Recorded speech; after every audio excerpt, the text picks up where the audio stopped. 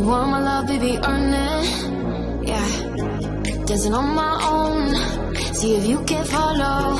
Got me feeling alive. Watch me go, lose control. Is this real? All I feel. Break the signs. Every time let's be real, be real, be real. I do what I want. I do what I want. I do what I want. I do what I want. Hear me now, I do what I want. Are you ready now? 'Cause it won't be easy. Only get what you work for. Gotta go all out whenever you see me. Don't be wasting my time. Watch me go, lose control. Is this real? All I feel. Break the signs. Every time let's be real, be real, be real. I do what I want. I do what I want. I do what I want. I do what I want. Hear me now. Watch me go, lose control. Is this real? All I feel. Break the signs. Every time let's be real, be real, be real. I do what I want. I do what I want. Good morning. What's new, pussycat?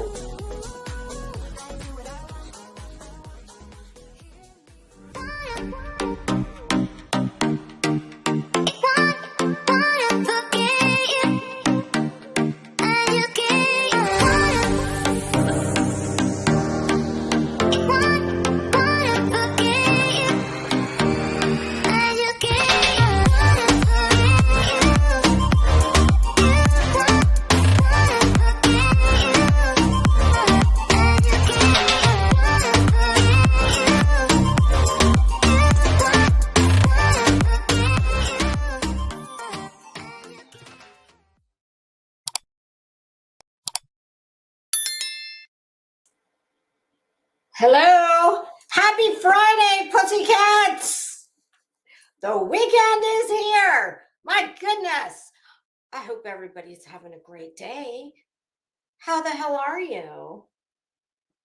Well, I think it's safe to say that, well, definitely for myself, and I'll just speak for me, but I'm pretty sure I'm having a better day than Betty and a few other people. So, I was planning on picking up where we left off with this. Yes, that's why I titled this live, Growing Old Together. And everybody was kung fu fighting. Those cats were fast as lightning. Oh, yeah, I'm not ever going to be on American Idol, that is for sure. But, Betty, I do thank you for the fact that your name is now synonymous with a lot of other things that are not so cute. But, the Kung Fu fighting song, my husband said to me, who the hell even sang that song? I said, I don't know. But I'm pretty safe to say it was a one-hit wonder. And yes, I'm having to dig a little deeper for little, we're gonna be the Power Rangers by the time this shit's over. Finding little kung fu people. And for anybody who's into martial arts, please, I'm sure that at least a handful of those are not kung fu. They're not kung fu fighters. They're probably karate fighters or jujitsu fighters. Let's just call them MMA. One emoji fits all, at least in the kung fu department. And yes, the thumbnail. Did you see the feline Foo Fighters? Kung Fu Fighters. That reminds me, Queen Bee, Whoopi's a little upset that he has not been featured in a community post. And of course, I told him, I said, well, like, calm down, slow your roll. You get to play celebrity all the time in Mommy's channel. He's pissed because I haven't been doing the videos of late. I'm going to get back to that, I promise. But, you know, that's Whoopi's, well, like a lot of other people on here, like this one. You know, this is his one and only shot at anybody besides the poor dude at the 7-Eleven ringing your coffee up every morning, you know, of being recognized out in public. So, you know, when I told him that people send their fur babies to Queen Bee, he said, well, bitch, I suggest you get my 8x10 headshot over there forthwith. So Whoopi will be forwarding his glamour shots, and he says he very much expects to be featured on your community wall.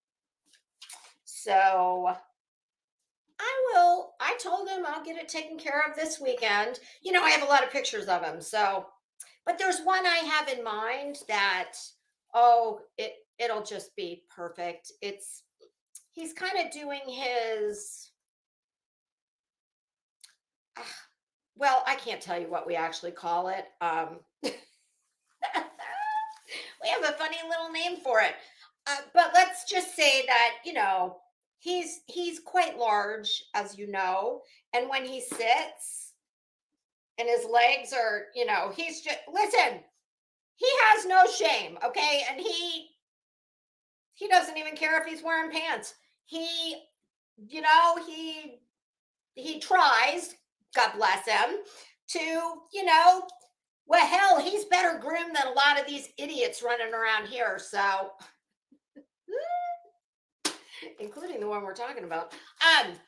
But you know, when your belly is quite large, it can be hard to, you know, if I try to strike the same pose right now, like just let's say lotus pose. We'll call it lotus pose. That'll be the cleaned up. Oh, and speaking of that, hold on, read it. Back it up. Take two.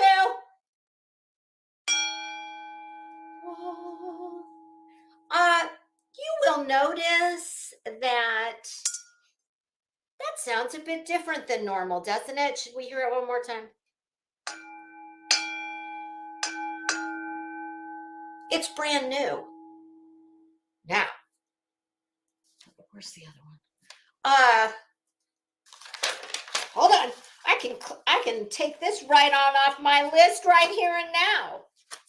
Big shout out to my friend Diamond Cutter, who I love and adore.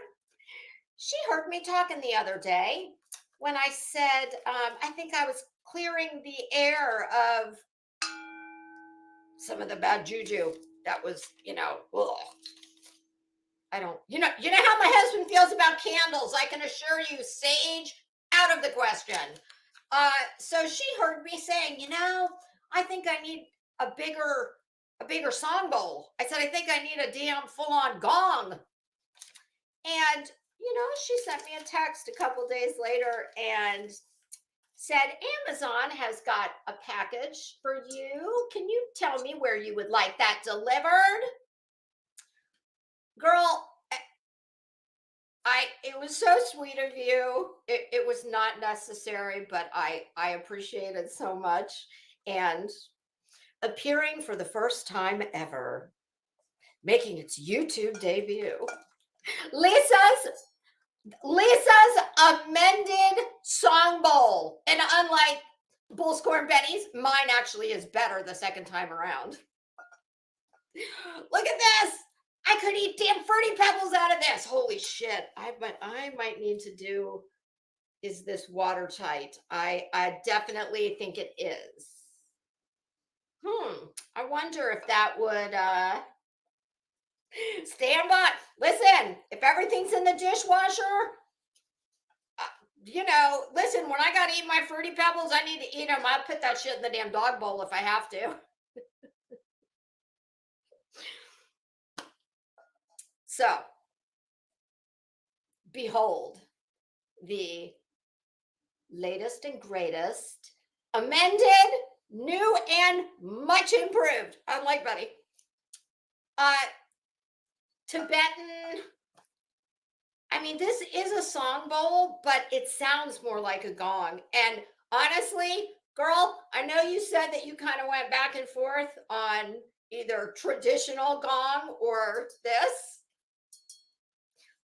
because it doesn't, gongs take up a lot of room. So thank you so much, my friend. I appreciate it. And you can be sure if anybody's wearing headphones, you've been warned. I will periodically be ringing that thing because we're going to have a lot of cleansing of the air to do. But what the hell was I saying before I got onto? It was something about Whoopi. Oh yes, lotus pose. Now, if I myself did the pose that I have the picture of Whoopi that I'm pretty sure is the one I'm going to send. Well, believe it or not, I used to do gymnastics when I was a little girl. So, and I've always been very limber. People who are much shorter to the ground than most people, well, we tend to be very wiry. Like when I wanted shit at home when I was a little girl, I learned how to climb furniture very early. Because if I wanted cereal before my mom got up, well, I'd just, vault myself right on up to the kitchen counter. And what did I eat back then? My mom didn't buy Fruity Pebbles, but Captain Crunch, all the good ones. So I personally would be able to do what Whoopi was, he's trying to clean his back feet, the little pads. Well, when you've got all this, like here he comes. He is a dog. I wish you could see him. It must be like Beetlejuice. He's like, well, she said my name a few times now. She must want me. Whoopi, it's okay. Stand down. Yes, I'm gonna get it over today. Didn't you just hear me? God, I'm busy. I got a lot of important shit to do. Like add myself to the list of people who are dragging Betty for utter filth. Oh, bitch. Sorry.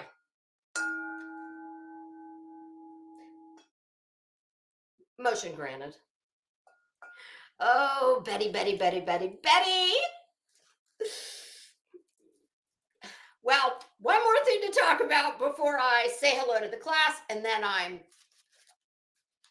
this is part of the 95 total pages of, what was this titled? Queen Bee's motion to dismiss under statute 2- I don't have my glasses on, I can't see it, of the Code of Civil Procedure, which is legalese for, bitch, you are delusional. You have no cause of action. None of it's actionable. This is a temper tantrum. Bye now. Thanks for playing. Yes, and as a parting gift that we give to all of our contestants, yes, we do. We have a case of Preparation H in the back for you, and Massengill douche. Yeah. But before we get there,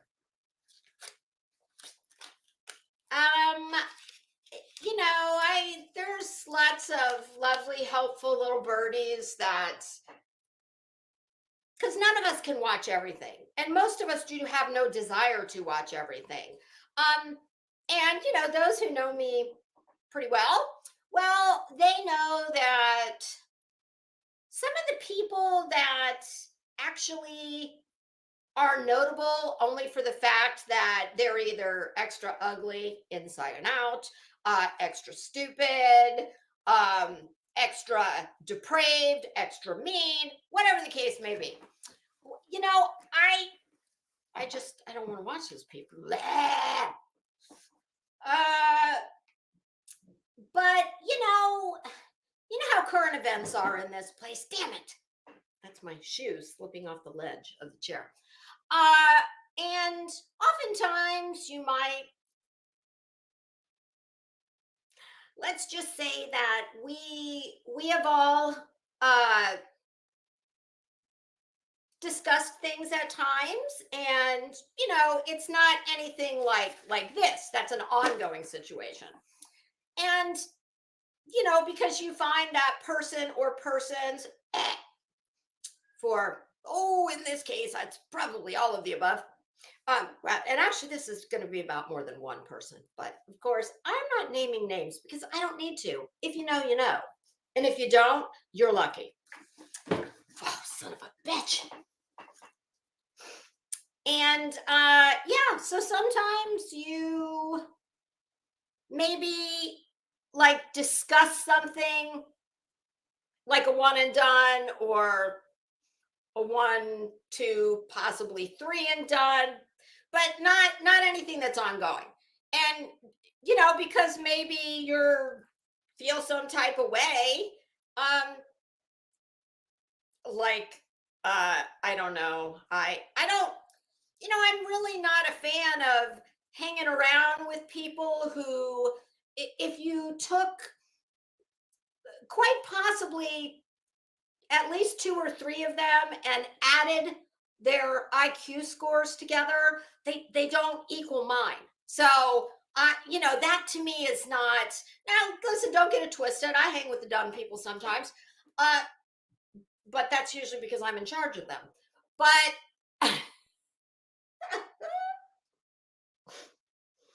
I have to say it's gratifying to hear through the grapevine that somebody that got real salty or butt hurt, and like many on here, have a wildly disproportionate reaction to what might have been said.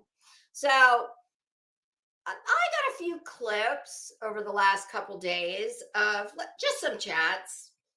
And the one I'm thinking of, this isn't just this person that I've heard do this, but I have to say, I think this is one of the worst.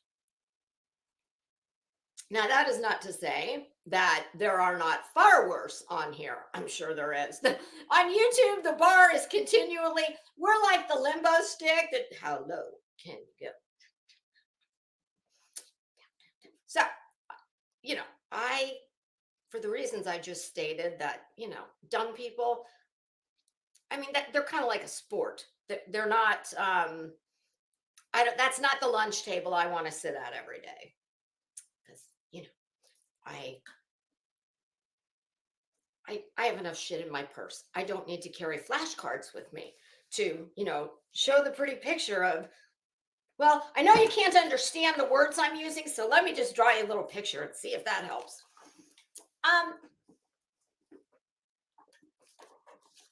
And like I said, if you know, you know. And if you don't know who I'm talking about, trust me, you're missing nothing. Ladies, this is just a general, just a little piece of advice from me to you.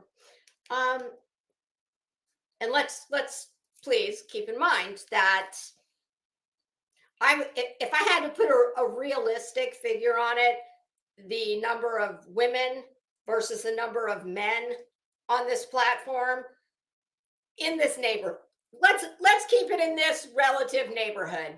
I mean, I think I'm being overly cautious by calling it 90-10, but that's what we'll call it. And I don't think it is also, would it be wrong to think that the majority of women are, I don't know, fucking old enough to know better. But if we need to put a chronological age demographic range, I mean, if I just went on my analytics, which truthfully, I pay very little attention to that. So I'm just kind of guessing based on the times I have seen it in the not too distant past. Let's say I don't think it would be unreasonable to say 35-ish on the low end to probably late 60s at the top end of the age range, and everything in between. I'm 53.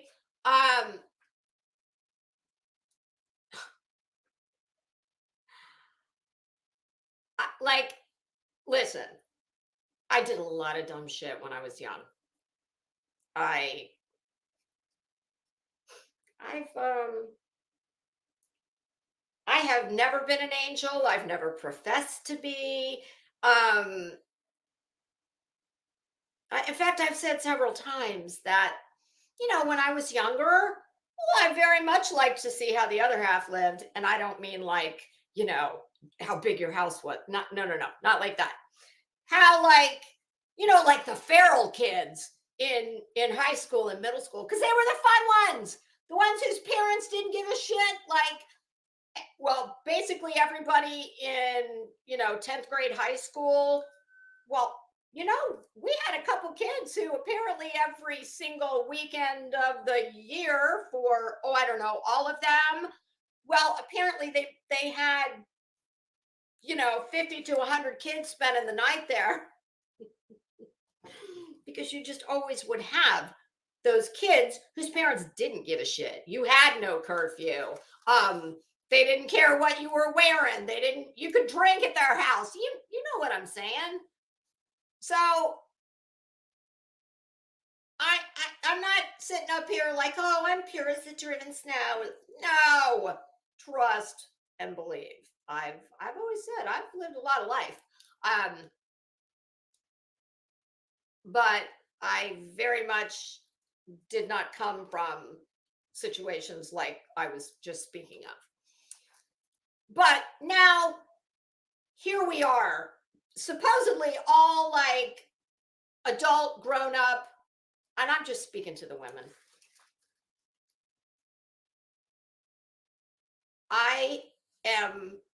It truly baffles me that women of the age range that I just said, I would like to say of every educational ability or level, intellect level, which probably is true, but just by the nature of what I'm talking about, it's like, come again? But okay, I'll give the benefit of the doubt on that. Of every, physical appearance, of just every demographic. It is pathetic to listen to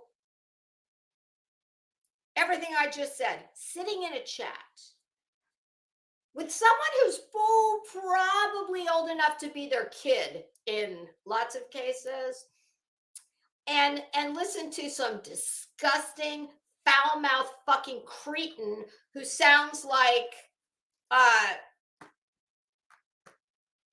well, I'll refrain from saying what I want to say. Because you see, you don't always have to say everything you want to say, and you don't always have to like directly point the finger at somebody. It's enough just to say it. And I heard some of the most just, oh God. Clearly that person, I don't think that person had much upbringing, because I tell you what, if I raised a son who spoke in that manner to women, period, end of story, I don't give a shit where it is, But on a social media platform, just and women, God, get some standards. That, I mean, it's gross. And I'm sitting there listening, going,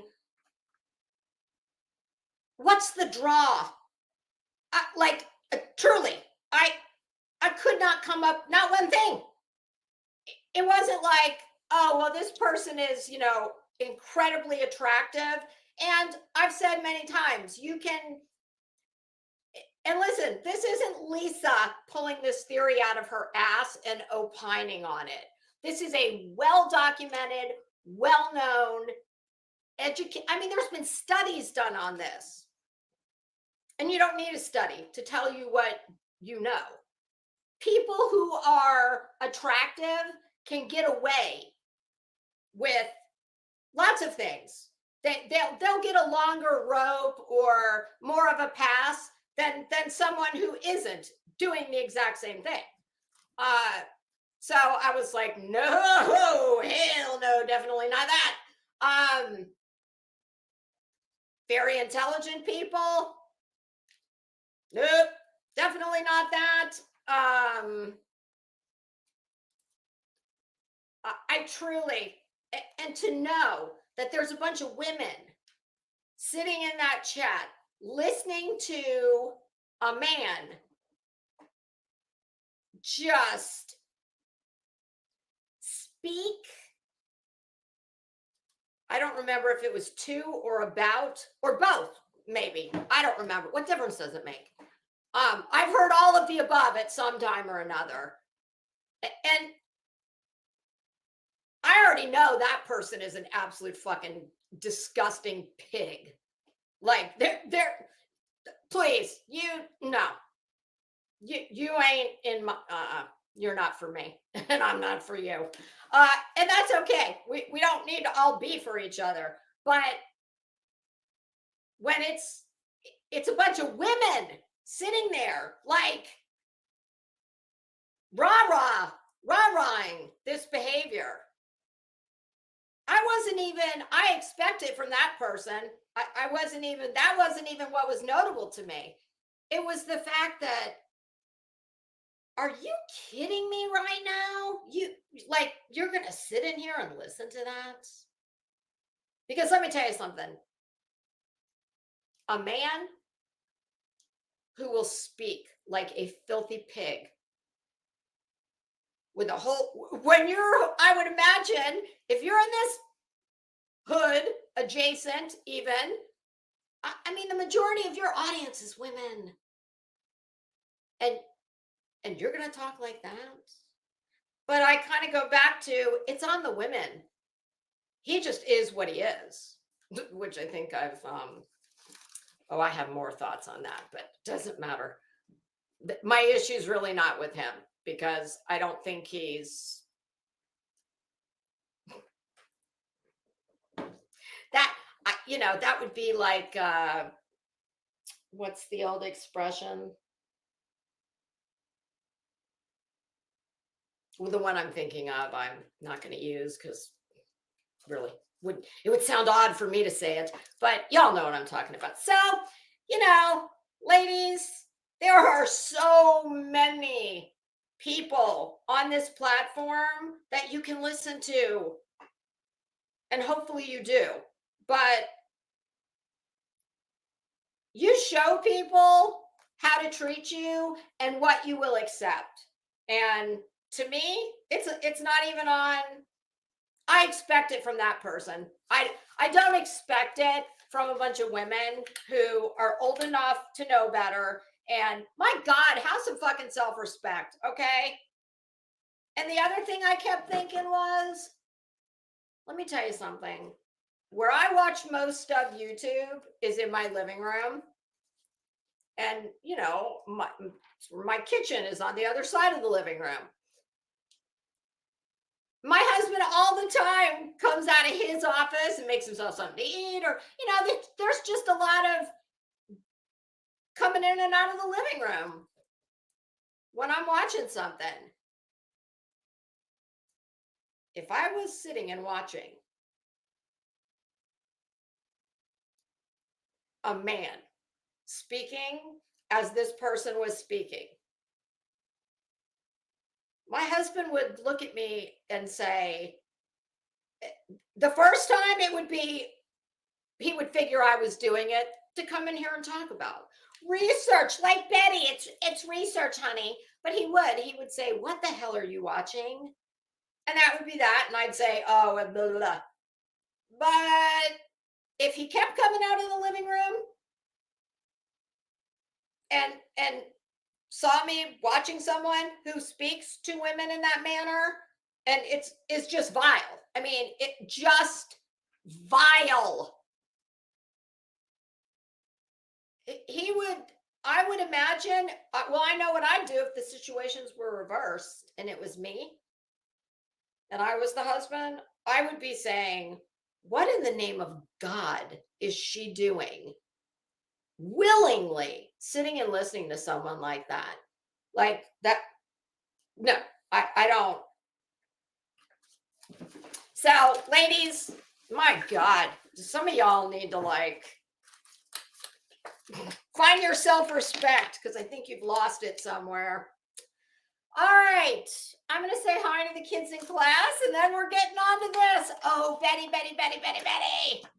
my goodness, I saw a bunch of little messages ahead of time that, oh, Bets didn't even go live today. My goodness, I wonder why. I hope she's okay. Oh, Betty, are you off crying in a corner somewhere?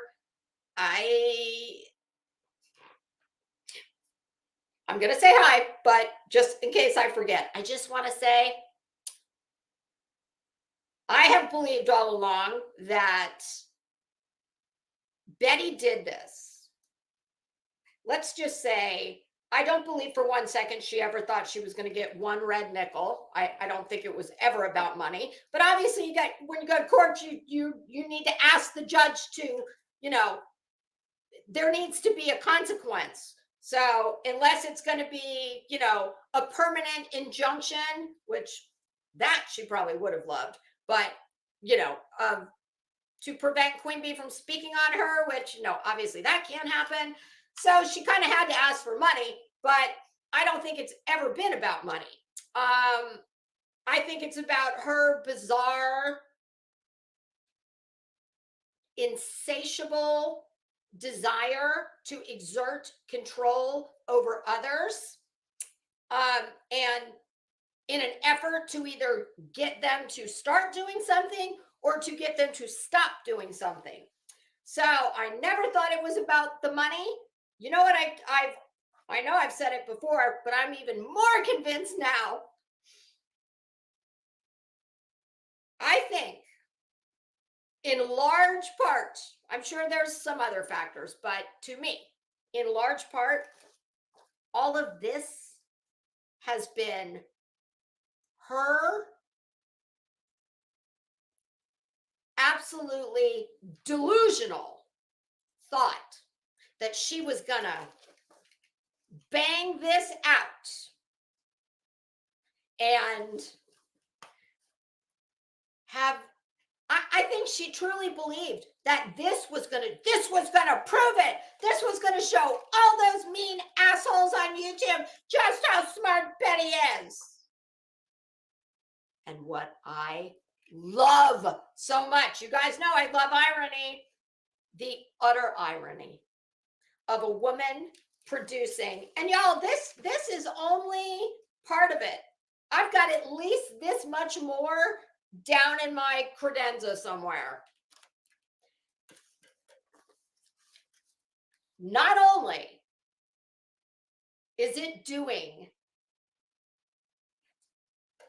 assuming that is in large part what she wanted to do was show YouTube how brilliant she was, she has shown incontrovertible proof that it is the exact opposite. She is less capable. It is now crystal clear that she is less capable than we knew she was by her own by her own acts. And oh, I heard that a channel I've never heard of before. I believe I heard it on Burnt Toast last night. I would highly encourage you to check out the dramatic reading with Burnt Toast and Be Tim. But damn it, I should have written that channel name down. Death Vader, Death. At any rate, supposedly someone took her new and improved pile of shit, also known as her amended complaint, and plugged it into Google, and shockingly found that, as we had the first time, there's word for word copycats. And let's just keep it real, okay? I could survey 10 people randomly on the street and give them one page to read with, how do I say this? It's very obvious which parts of this pile of shit Betty actually wrote. Yeah, because they bear little to no resemblance of all the rest of it, which has allegedly been borrowed from various people and places. Okay, so now it's time to say hi to the kids in class. Hi, Runaway Truth, how are you? CT, is that Chasing Truth? She gets her ass handed to her. Listen, I'm loving this. I really am. There's no shame in my game. I'm not gonna lie. I am relishing every legal smackdown this bitch gets, and I promise you, I'd bet my very life on it. This will be dismissed. Dismissed forthwith with prejudice. I don't even think that is really debatable. And judges, that's something that they have to be a little more thoughtful about, because obviously that means you got your bite at the apple, you got your amended bite at the apple. And sorry, thanks for playing. Hey, AMAC, how are you? You like my karate kitties? Hey, Crazy Nurse, how are you? Hi, Julie. Oh, there's Diamond Cutter. Thank you so much again. I love it. It was super sweet of you. Julie, you like those little cats too? Hi, Amy. Happy Friday. Lindsay. Oh, Lindsay from the Netherlands. Well, hi. Welcome. Is it nighttime there? You guys are what, 6 hours, 8 hours ahead? Hi, Rowdy. Oh, that was not the bowl. That was my ring banging on my Halloween coffee cup. Oh, God, I'm doing good. We're only at 38 minutes running. Hey, VK, sir. Happy Friday. I'm happy to report that the rug is here. It is not on the floor yet, though, because, we're doing the rug shuffle. So this rug is coming out. I'm not sure which room it's going in, but doesn't matter which one it is. It's going to involve moving furniture. So, I'm a weirdo, you guys. That rug is still in the garage and it's still all wrapped up in the lawn. You know how they wrap them in plastic? Because I won't even open it until I know everything else is set. That's just a weird quirk of mine. Just like when I do stuff like this, if I don't have the time to spend on this, I won't go live or whatever it is. And even when I work, same thing. Like I'm not interested in just, I've got things to do today, so I can work 30 minutes in the morning. I can come back and work 2.5 hours in the afternoon. No, I'll save it until I can just straight through, no matter what it is. But that's just me being a weirdo. Truth hurts and karma's a bitch. That is a fact. Hi, Deanna. How are you? Hi, Elsie. Nonsense in the house. Finishing morning BS. I know, girl, I got up early this morning so I could get all my morning BS out of the way early. Hi, Marcy. Hey, Patty. And Queen Bee's lawyer, thank you so much for this this lovely surprise. I planned on coming in here and getting back at it with the new and improved complaint. But after I read this, Emmy was kind enough to send it to me. A couple other people also emailed it to me. Thank you very much. And when I started, and then of course I sent it along to someone. It's y'all, do you remember back old school chain mail? Is that what they called them? Chain letters? Like, hi, you are receiving this letter because blah, blah, blah. You need to send this letter to 8 people who then need to turn it to. I loved those when I was a kid. So that's kind of what this was doing last night. Yeah, so I passed it along, and after reading, I'm not reading the transcript, you guys. I know Burnt Toast did that last night. They did a great job with that. I just personally, I hate a recitation of transcripts only because of this, and it's got nothing to do with the person reading it. It's because of the people who spoke it. You get a lot of this, and you know, conversation just flows quite naturally. We interrupt each other. Betty, you know, a lot more than normal people do, because you know she has no manners even in court. So I to me, it's just very arduous to listen to it. I don't. That's you're not getting that here. We're going over the meat of the thing, the good parts.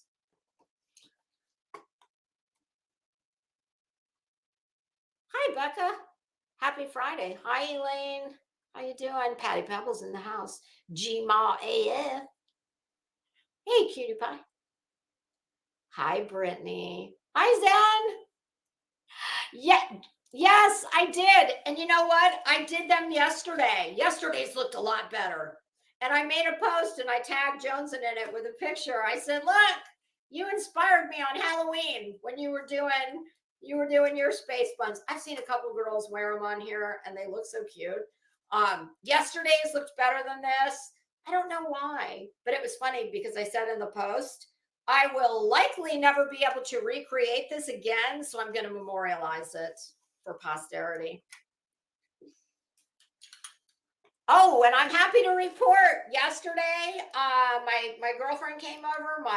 She's an organizational, oh my God. She's not only is she fantastic about organizing, she's really good at folding. I'm talking like, do y'all remember back in the day, Benetton, the freestanding stores, the little boutiques they'd have in the mall, and every single thing in that store was in a cubby hole and folded. And she can fold like that. There's an art to it. There's another store, I don't even know if they're still in business, that does a lot of folding. Is it? Well, I know J. Crew has quite a bit of folded stuff, but there's another one I'm not remembering. Hey, Blank Screen. Oh my God, Blank Screen. I laughed out loud when I read your comment on that post. Blank Screen said Betty's going to try and recreate this. Well, that'll be interesting, won't it? You know what it'll look like? It'll be this. It'll be that much hair, and it'll just be like that. I think she's gonna have to maybe, like, I don't know, clip a picture out of a magazine. I mean, not of me, of course. I don't think Betty wants me on her refrigerator. But yeah, and it could say something like, it could be on her inspiration wall. Does Betty have an inspiration wall? No, because all the coffee shit's in the way. Betty, you need an inspiration. You need a mood board, an inspiration wall. And yes, you could put hair on it. You could put like healthy blonde hair, space buns. You could put a dictionary up there.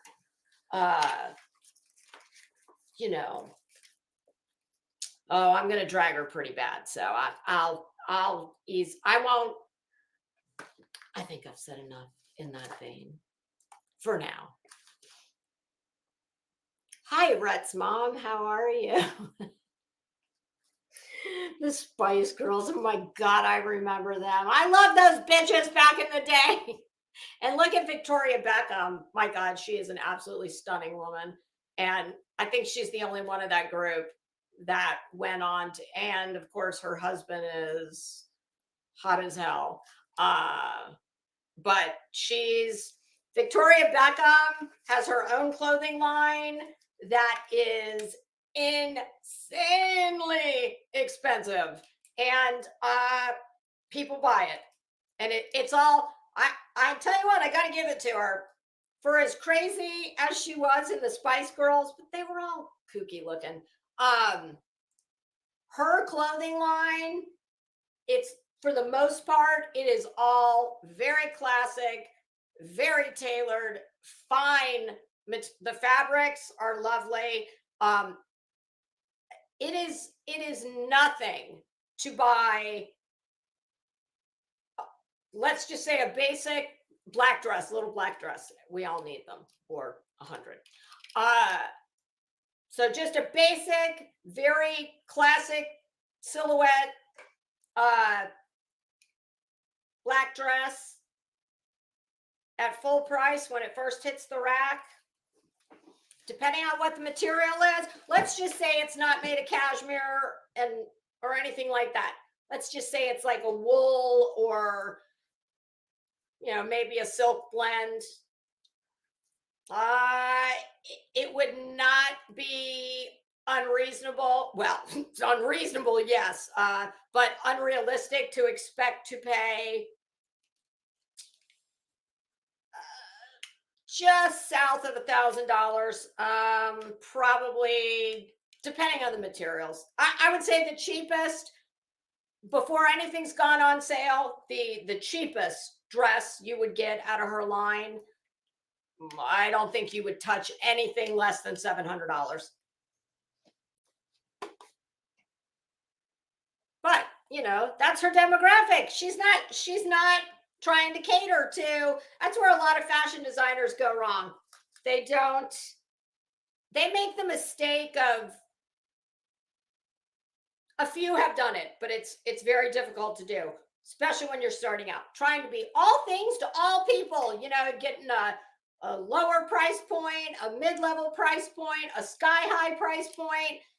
You got to kind of you need to pick your lane early on, because it's going to determine the longevity of your brand into the future. And, much like someone in my very own family said, who's in sales, said, when I started my career, I knew I had two choices. I could either sell a whole bunch of thing at a fairly, low to reasonable price. Or if anybody plays poker, or this probably applies to any kind of gambling, if you're a big time gambler, well, you will know that casinos and like private games, well, casinos refer to people who are in those private table games. They're referred to as whales. And that's what I'm talking about. So she decided early on, she would rather than have a whole bunch of sales at the lower price point, she was going for the whales. And it's worked. And it very much worked for my family member as well. So whereas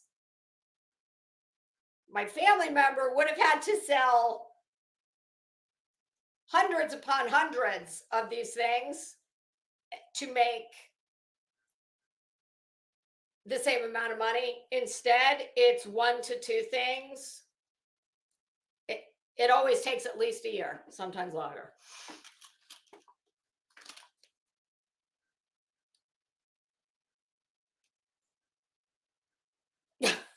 Oh, Mike Stevens. Well, that's very sweet of you to say, Mike. Does this mean you're going to be white knighting really hard tonight? I appreciate it though. Mike, that's your job here. We have a, Mike and I have an understanding. I let him come here and fly Betty's flag relentlessly every day.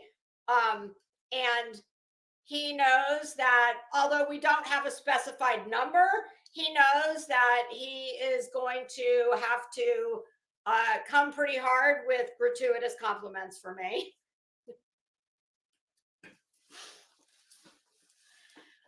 Oh. Hi, Scorpio Sting. How are you? Oh, language of horses. Hi, I haven't seen you in a while. How you doing? Oh, Mike, I couldn't always wear my hair like this. It takes too long to do it.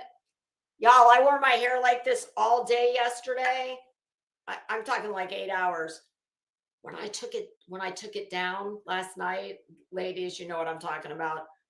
As soon as you take that rubber band out, there must be a hell of a lot of nerve endings in your hair, because when I took those out, my God, and I'm not exaggerating, my scalp, and they were not tight, but just from being, knotted up, when I took these things out, my scalp was actually hurting so bad that I had to do it slowly because it was aching so much.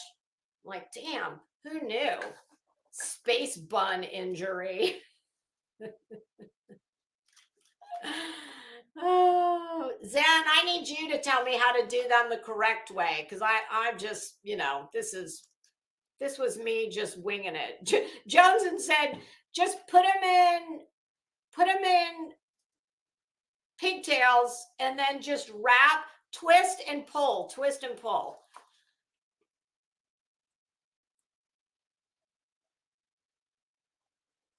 Oh no, what the hell is a senior banner?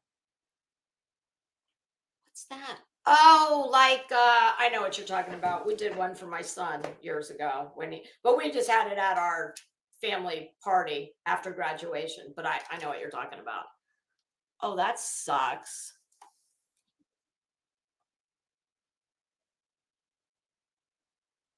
Hey, Kathy P. Kathy P, I was actually listening to you this morning. I didn't know any of those people except, well, I knew the one who was doxxed. Oh, gee, who gives a fuck? Sorry about your luck. Not that I'm endorsing it, but you know what I mean? Listen, sometimes shitty people, or people who do shitty things, all in the name of what? Fucking somebody to watch you on YouTube? Wow, like that's, and I may say words that, at least one person really doesn't like, but I've never have, nor will I ever do the grimy shit a lot of these people do. So, I mean, I don't know what to say. I know she has personally done that to at least one person. I know unequivocally that bitch has been relentless with and has doxed, who may or may not be in this chat. So, yeah, my give a fucks for that are next, with the understanding that I would never endorse someone doing it or tell someone to do it, but it's happened. And yeah, what was that I was saying the other day about NaCl and none to waste? Yeah. Hey, Heather B. Beachy, how are you? Kathy, you know what's weird? The one that was talking, I'm sorry, but she could pass for Katie Joy. Oh God, does this mean like Beetlejuice? They're all going to come running over here because somebody heard her name? I don't get that whole thing, and we're not getting off on that tangent, but I don't know. I've just never understood, but that's because I don't know. So, but there's no excuse for a lot of the things I've heard. Oh God, some of y'all need fucking help. Seriously, some of you people on here,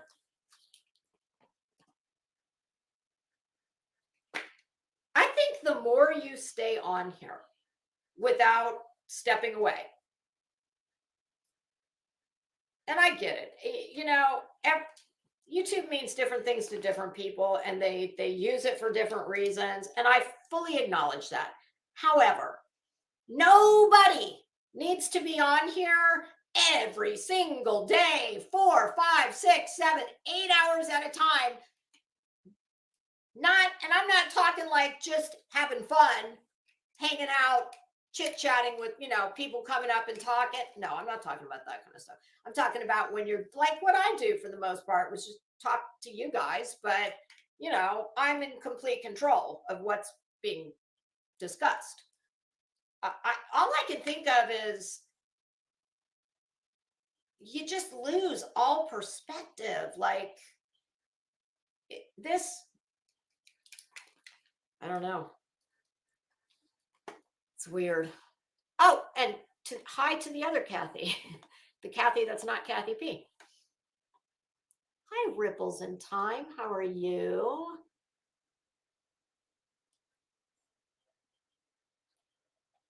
Oh shit, I just forgot. There was something I was going to ask. It'll come back to me. Hi, KB. How are you? Hey, hippie.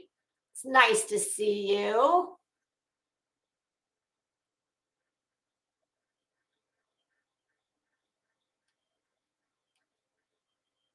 I was a spider monkey. I still am. Oh, shit. Although now I have to worry about breaking a hip if I jump up on top of stuff. I get scolded all the time. I have a bar stool, just an old school. It's just got a wooden seat, and it's a short bar stool. Well, when I need something, I don't want to drag the damn step ladder out. That's in the closet right to my right. Whatever that showed, it's reversed. Anyway, my husband will see me on that thing, get something out of a closet, and he's like, God, do you want me to get that for you? Go get the ladder. You're freaking me out. Why do you do that? That's why I bought you the ladder. I'm like, I don't have time to drag that ladder out. Because I have to move a little bit of furniture to get to the ladder. Because it's in a closet with 2 chairs and a table in front of it. Hi, Denise. How are you?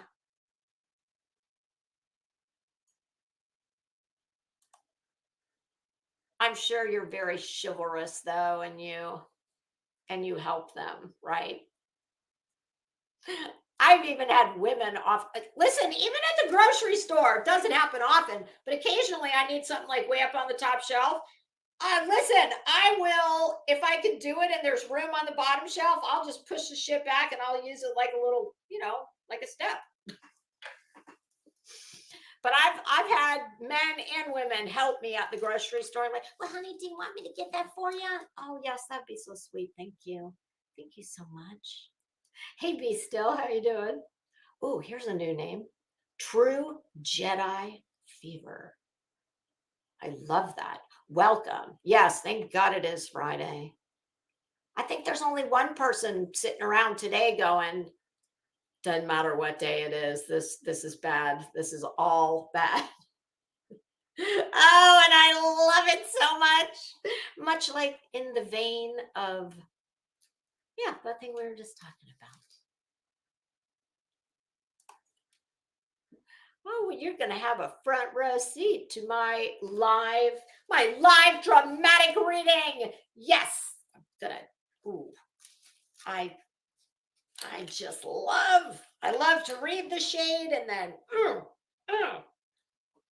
firmly jam that up her ass. And no, we do not provide lube. Bring your own if you need it. Hey, Nurse Bev, how you doing? Well, thank you, Brittany. I appreciate that.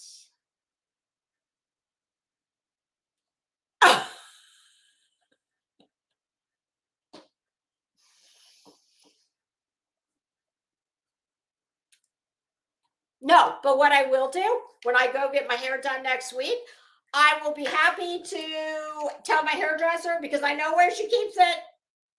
In between each client, she sweeps up the floor. And she has a little hair garbage can in her closet behind her station. And for a small fee, I will consider getting some gloves and taking all that hair and putting it in a bag, and I'll send it to Betty. And, it'll be all different colors and textures and whatnot, but she can just call it highlights or, yeah.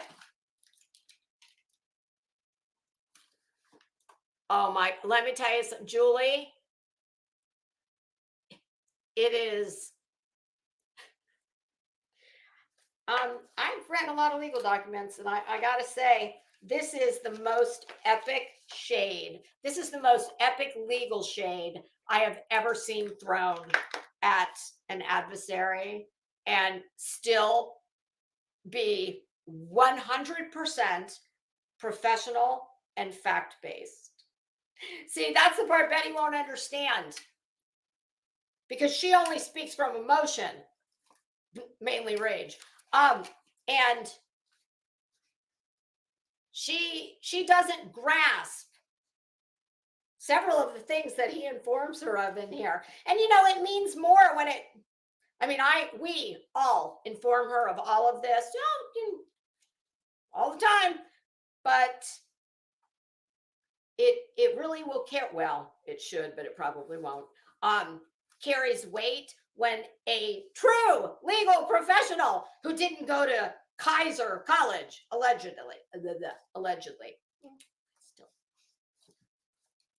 for the many reasons I've stated repeatedly, there is no, he's telling her this is a fucking temper tantrum. All of this is just a temper tantrum. Oh, he shaded her so bad. And let me guess. When she next appears, it's going to be, well, I already had a very important meeting with a lectern scheduled, months ago that I had to go to. I had no plans on doing my typical live like I do. I don't know, every day. No, I knew in advance that wasn't going to happen. It's not because of anything in the documents. Blah, blah, blah, I'm going to win. Blah, blah, blah, blah. I don't know what to talk about. Blah, blah, blah. Damn it. There was a statute I meant to look up. Crazy nurse. When I get closer, could you just Google something for me? It's not going to be until towards the end of the paperwork. So nothing that we need to do now, because I don't even have the statute. I meant to scribble it down on here ahead of time. It's referenced in these documents though, but I just wanted to read it for myself because, well, I don't want to get ahead of myself. Hi, Candy Kitten. Oh, thank you. That's so sweet. Amy, see you later. Hi, that's a new name. Welcome. Thank you. Sister wife nonsense. Yeah. How weird is that? Like, what? Who the hell fights like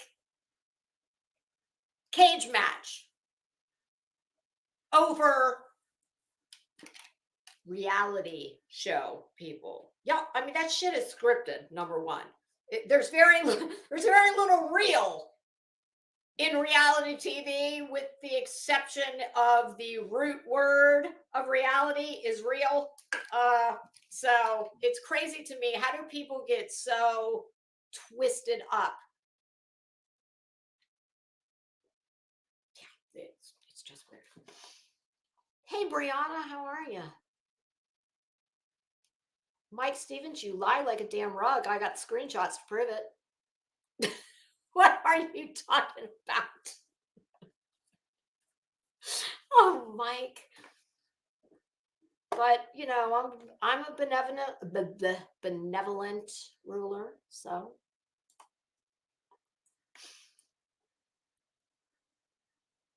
Oh, hey, Daily Meanderer. Well, that's a new name. Hi, welcome. And my goodness, this is quite a coincidence, because the word meander also appears in this document. And I think it's for the first time in this whole pile of shit. But of course, this is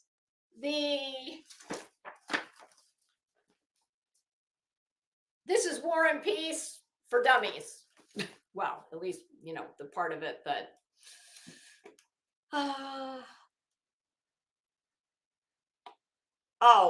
Daily. I couldn't do a tutorial because I don't know what I'm doing. All I did was put them in 2 pigtails, and then I took the pigtail and just wrapped it around the elastic, and then just kind of did one of these. Well, yeah, obviously I pulled too much. You can see. And then I just put a couple bobby pins in the back. Hi, Spudler. How are you? Okay, Blank Screen is kind enough to provide the transcript for any who want to read it.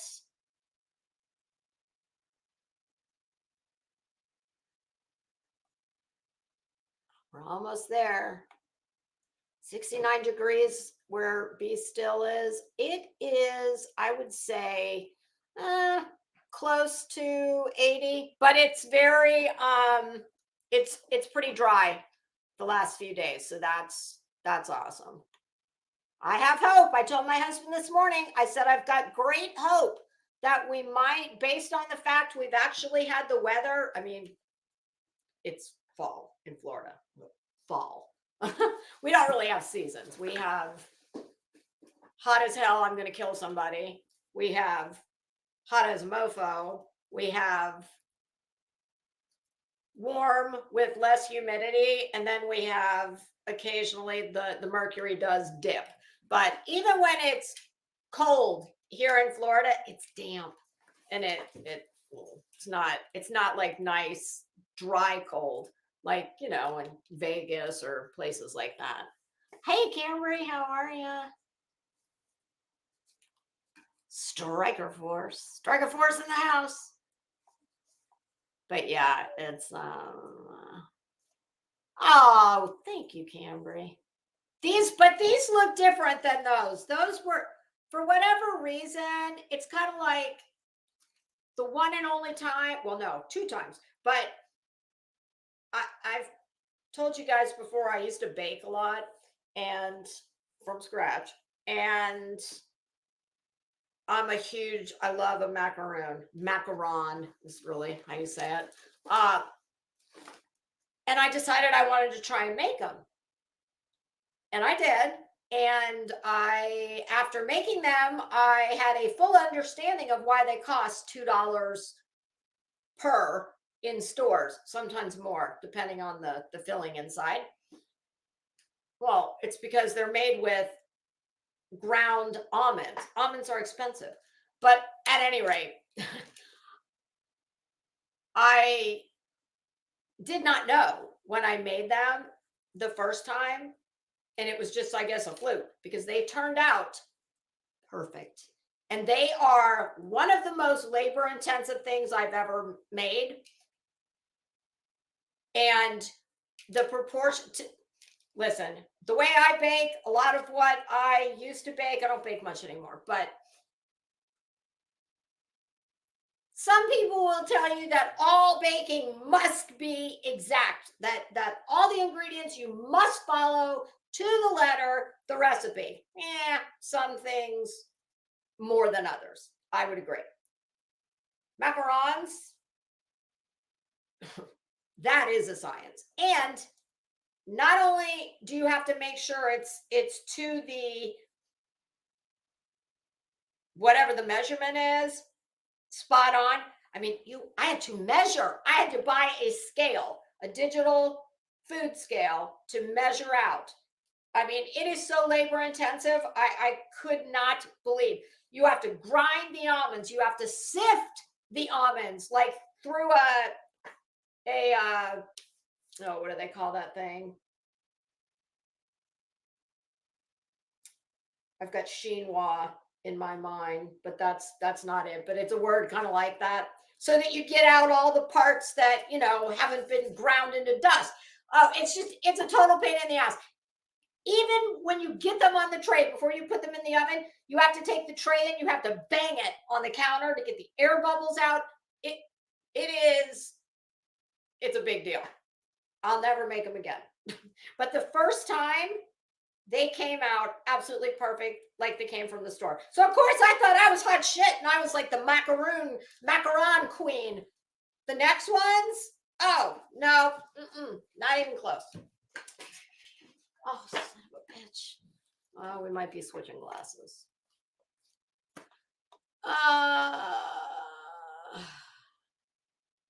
Oh, nonsense. You know what? When all that was going on, do you know what I kept saying to myself? Because this is just me.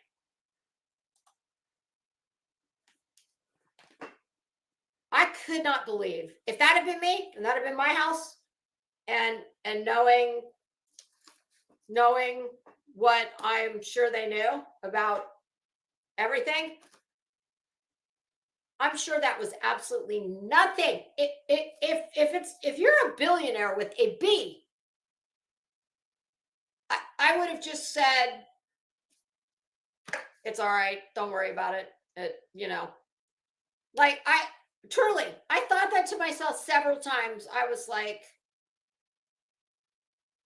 how could you sleep at night knowing that it is absolutely nothing to you? It will have no effect on your life at all in any way. But someone else, it could mean it could be, it's catastrophic for. Like that honest to God is what I thought several times. I'm glad it worked out. Hey, let's be honest. How are you? Okay. We're almost there unless it refreshes. Hey, Chaos. Hey, Sun Beach. How are ya? Haven't seen you in a while. Whoop. I thought we were there. We are almost there, though. I'm running. Hey, Heartland, honey. How you doing?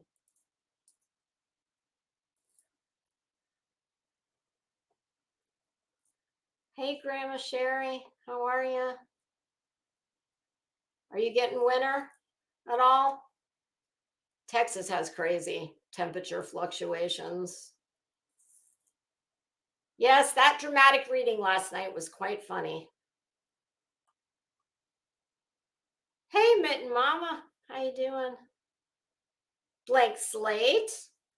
Nice to see you. Happy Friday. Hey, Queen Bella. Oh my God. I might actually have to go turn the air on. I've got my back door open, but it's kind of getting a little warm. Hey, Hazel Eyes. How are you? Hey, Rachel Wolf. Mama Bear. Thank you, ma'am. I appreciate that. Oh, damn it. Oh God, I was just going to say, look how good I'm doing. We're ahead of schedule. No, we're not. We're 15 minutes behind. Skip to my loo. I don't have a damn thing to do today. So just deal with the bed sore that I get on my each ass cheek after sitting in this chair too long. That crazy Christy. Hi, that's a new name. Welcome. Hey, Green. Girl, I knew that was you the other night. As soon as I heard you make that noise, I said, that's Grain. I guessed it first in the chat on Halloween.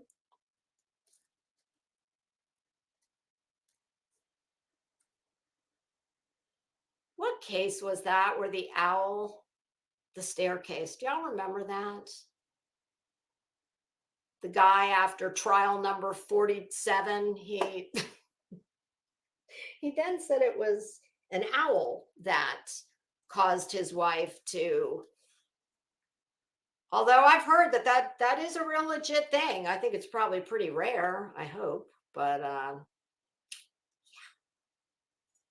Hey, Lisa Oldham, how are you? Oh, you do? I don't. See, the Target where I am, when they do those capsule collections, we only get very, like when they did Lily Pulitzer, we had that one.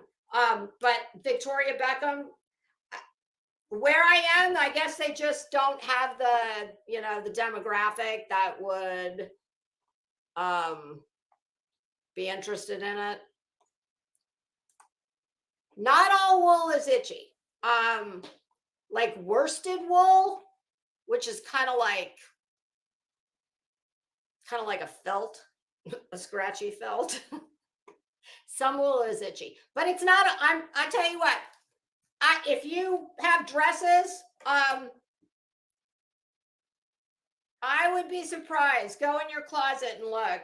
You probably have a dress that, because there's wool in dresses that, I mean, I've even been surprised. You might think it's like just like a crepe jersey fabric. And if you look at the fabric composition tag, you might be surprised. There's usually wool in things that don't necessarily feel like there's wool in them. But yes, there is absolutely some very itchy wool. Hey, Lorton girl, yes, YouTube, I tell them all the time, get your shit together. The notifications suck. Fuchsia flower, how are you? Okay, now I'm really running. And we're almost there. Hey, Chris. Yeah. Listen, most of you are, you guys have, I need to figure out how to do this faster. I almost feel like it's getting so absurd. I almost feel like if I'm going to say I'm going to do a live at whatever time, I think I should do one ahead of time where it's just that still wouldn't help, would it? Because could be people that would come in the second one. I mean, what I was thinking is do a 1 hour live ahead of time just to say hi, but I don't know. I need to figure out how to do this faster. Hey, just a YouTuber, how are you? Correct. There was apparently they were out of KY that day. Because yes, there was no mercy. Hey, Basic Brooke. You know what's hilarious about that? I have never contoured a day in my life. Because I don't wear any of that shit. I don't wear foundation. I don't wear concealer. I just wear tinted moisturizer. But yeah, I don't. Oh my God, I've never used powder, but I don't have oily skin. But yeah, that is one thing Betty absolutely has got me all over beat. Hey, Branson girl, how you doing? Okay. Oh shit. I keep saying we're done. Hi, Tracy. Earth Angel. Oh, you're coming to Florida? Well, enjoy. Oh my God, Fort Lauderdale? I'm sure you must know, but go to Las Olas in the evening. Well, even if you go during the day, the shopping is amazing. Restaurants are amazing. Hey, Twin Thang, how you doing? Runs with scissors. Hello. So yes, we got almost. Hi, Mystified Me. Oh, I loved that show. Trust me, there's plenty of days I feel like Mrs. Roper. Mrs. Roper could rock a caftan. All you ladies out there, I'm telling you this because my girlfriend that was here yesterday, I convinced her to do this. And that is this. I wear a lot of dresses, tons of dresses, because it's easy. It's just you one and done. My girlfriend said to me, and she's pretty tall, long legs. She said to me, and she's a little bit older than me. I think she's 61. But anyway, she had said to me several times, "Oh, those little dresses you wear are so cute. I don't wear dresses. I can't." How did she put it? I can't wear a dress. There's no dress that looks good on me. I'm like, bitch, please. No, wrong. I said, oh, I was wearing a caftan. Of course, mine was a mini caftan, but same principle. They're cut very loose. The sleeves are usually mine usually tend to be like a kimono sleeve. But anyway, she said, that dress is so cute. I wish I could wear that. And I said, you can. I said, I know you're not going to want it short like this. I said, but no, I don't look good in dresses. Because, she's like most women. She's got a little bit, nothing you would ever look at her and say, oh, she's got a little pooch. No, but, she dresses to she doesn't draw attention to her midline. But I said, no, caftan. I told her a bunch of places because she's like, I'm not spending. She's not like me at all. She's not into clothes, none of that. But she dresses nice, but she just doesn't she would never spend. She wouldn't, I don't think she'd even spend because I remember she asked me how much does that cost?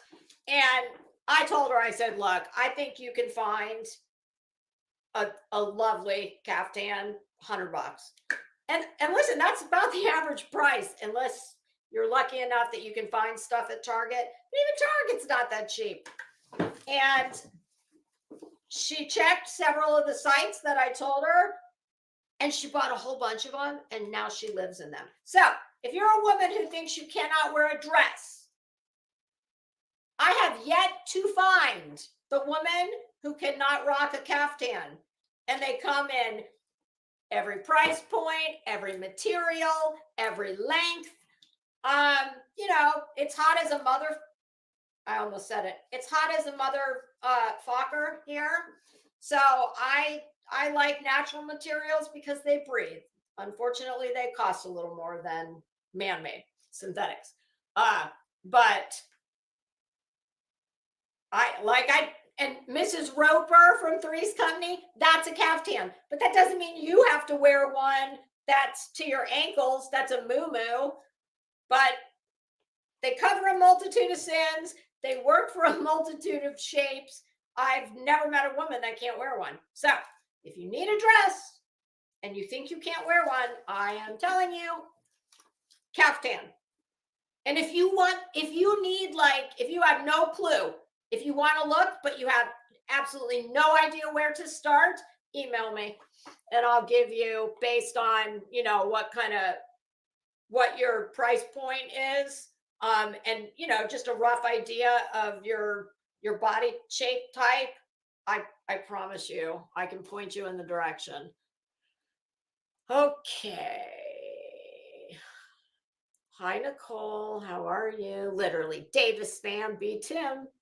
Oh, B Tim. Are you recovered from your audition or your dramatic reading? Did you feel like you were reading for a movie? Hi, Glory. How are you? Bee's knees. All right, we're there. Oh my God, yes. She's my idol.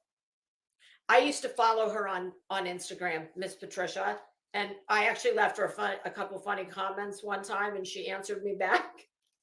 And when I was in Charleston, her home, it's gorgeous.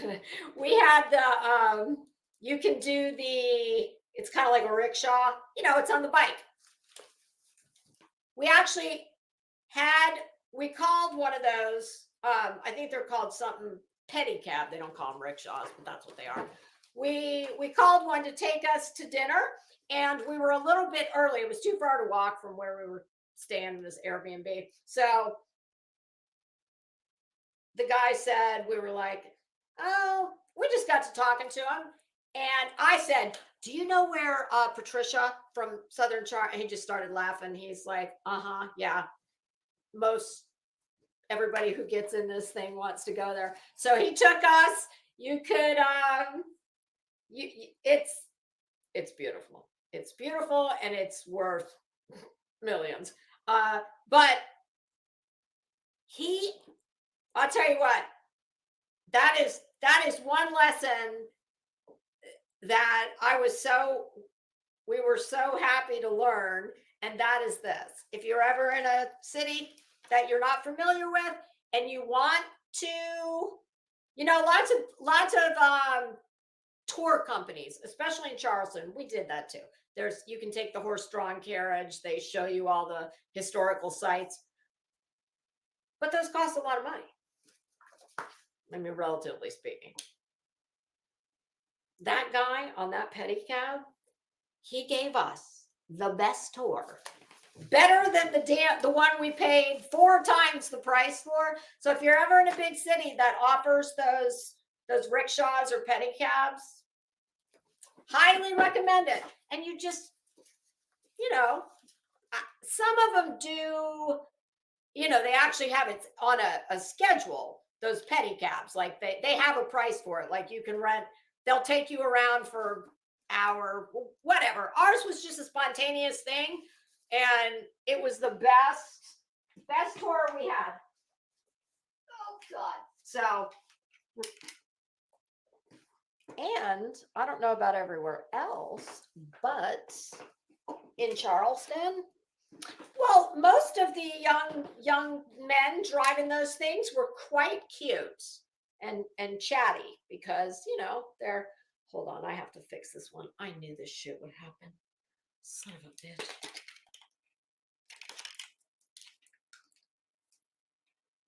I knew it. Oh, yeah, and I'm going to try and do this with the opposite hand. Oh, God. Screw it. Okay. Here we go. This was filed, I do believe, yesterday.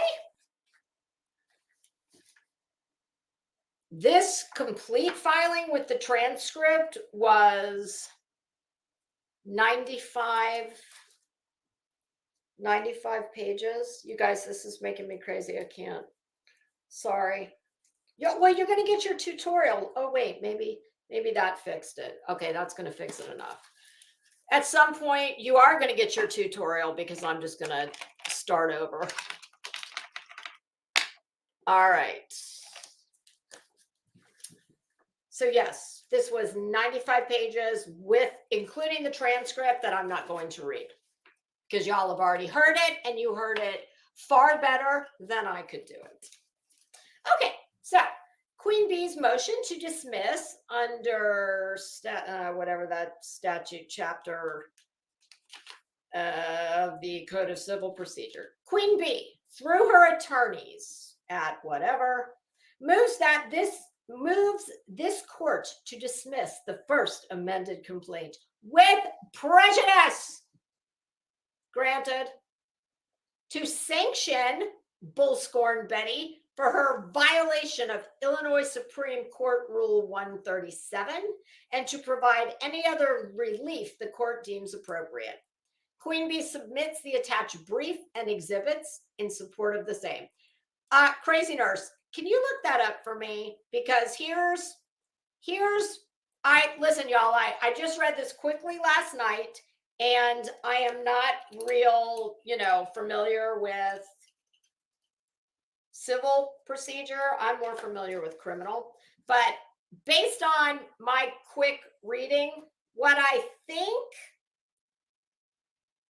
if I interpreted this correctly, and someone please correct me if I'm wrong about this, but I think that in the state of Illinois,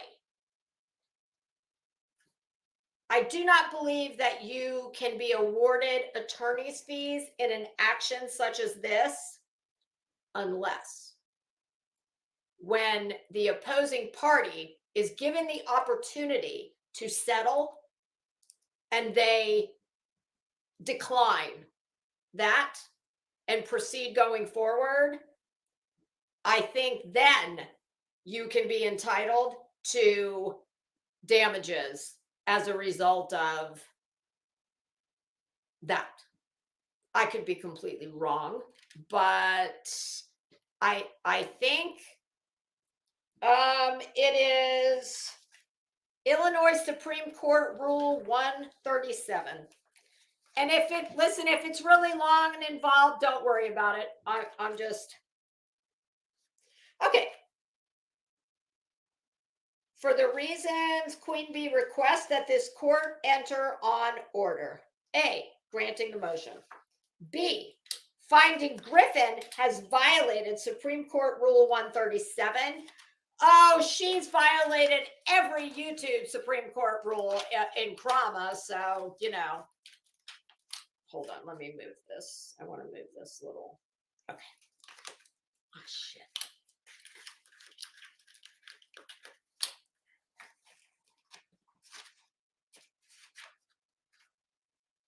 Hey, Wise Angel. How you doing? Finding Griffin has violated Illinois Supreme Court Rule 137, ordering Queen Bee to provide an affidavit of attorney's fees for her consideration and providing any other relief the court deems appropriate. Okay, and then we have the certificate of service. We don't need to read any of that. Queen Bee's brief in support of her motion to dismiss under whatever that code is, Code of Civil Procedure. Table of contents. You know, I've noticed, I don't think Betty, if a contract is present, okay, let me look at what Bee's Knees has written here. Okay, number 1, a recipient does not accept a qualified settlement offer. Check. And the final judgment is less favorable.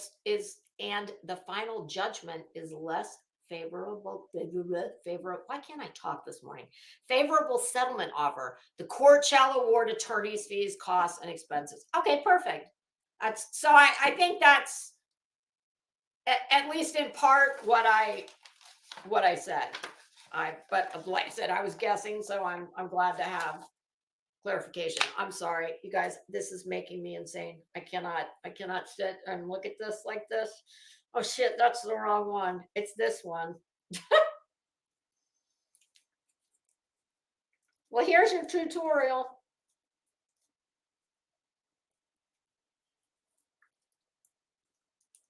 Of course, when I did this the first time, I didn't have 7-inch talons on. We might eventually just get to this right here, little pigtails. I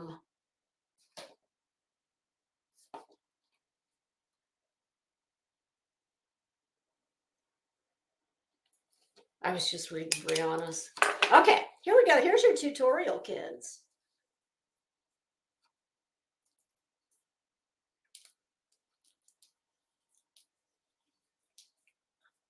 Is that how I did it? I think it is. I think it's not, of course, because I'm trying to do this quickly with the reverse. Is that how I did it? I think so.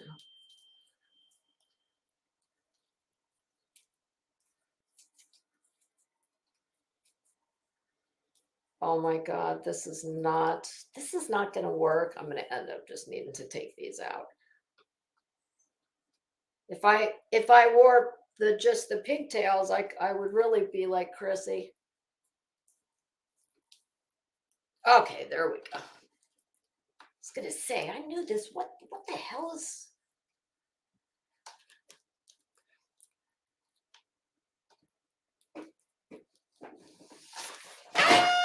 Shit! Oh, thank God the clip is on there. That would have been terrible.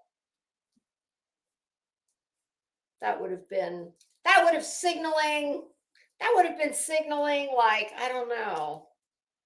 All right, I promise I'm not going to waste any more of your time with this in a second. This is just coming undone. I'll just leave them in pigtails because for whatever reason, that's why I took that picture yesterday, because I knew, I was like, you will never do that shit again. Oh, hell, now I'm undoing the wrong one. All right, you guys, I don't think this is not, I'm just going to undo these. Sorry, y'all aren't here for a makeup tutorial or a hair, because clearly I don't know how to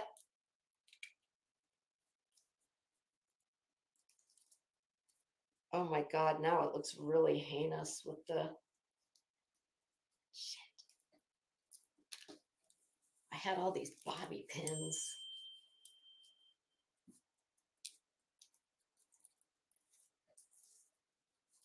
All right, one more try. Actually, you know what? You guys give me 2 seconds. I'm gonna go run in the bathroom and do this because it'll take much less time. Give me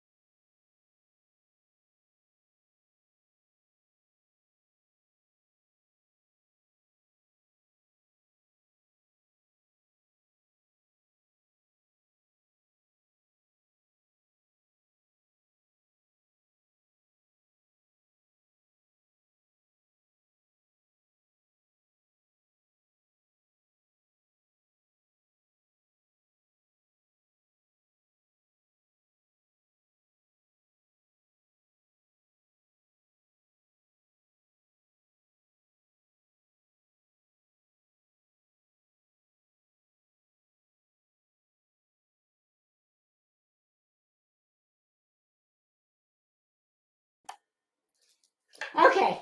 I'm so sorry. No, what the hell happened to my glasses? Oh well, we'll just use this pair. Okay.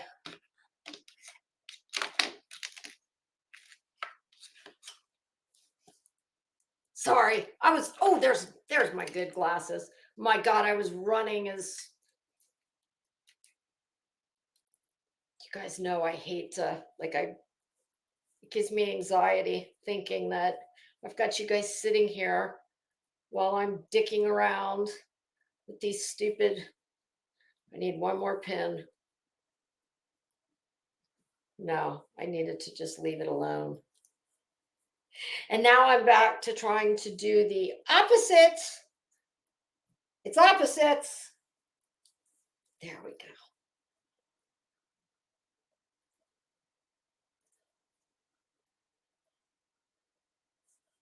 What I should have done is run in my closet and got a damn hat. Oh, this is terrible. I'll put them in a pony in the back. It'll make me insane. Like it'll just drive me nuts. Okay. Real. This is real, real raw, unscripted. Obviously, because this screenwriter would be fired immediately and blacklisted. I need a stylist on set, please. Did my agent not put this in my rider? I mean, I know we talked about the M&Ms and the Fruity Pebbles, but for God's sake, I mean, my God, I am like a fucking boiling hot mess this morning. Oh, God. Okay. Look at all. I really don't have that much hair either. Well, actually, I have a lot of hair. I just don't have.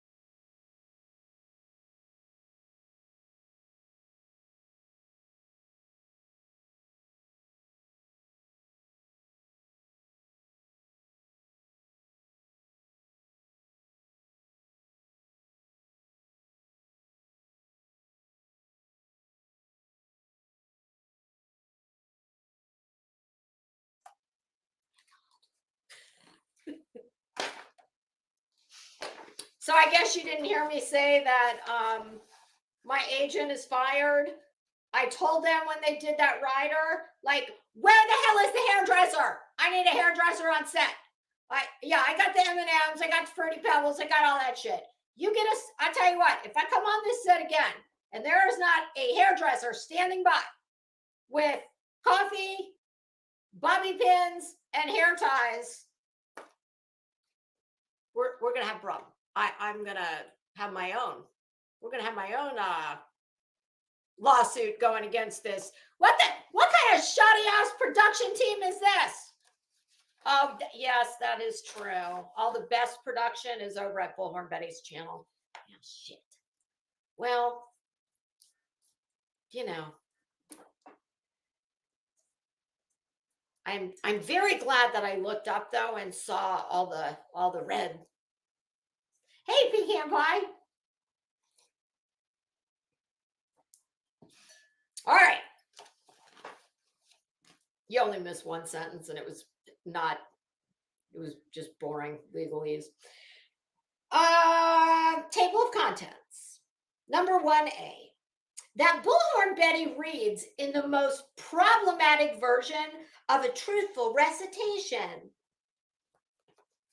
That Bullhorn Betty slept in a car with a colleague is not defamatory, as the actual statement made is both true and subject to innocent construction. Yes, see, while I didn't go and read the statute, what I'm quite able to gather by all of this is that apparently in this type of suit, as governed by statute, the judge or the fact finder, if this is a jury, is going to have to take the most charitable view of the conduct. Kind of like, it must be viewed in the light most favorable to the defendant. Betty governs her whole life the exact opposite way. Like everything is, you coming at her, just being Betty.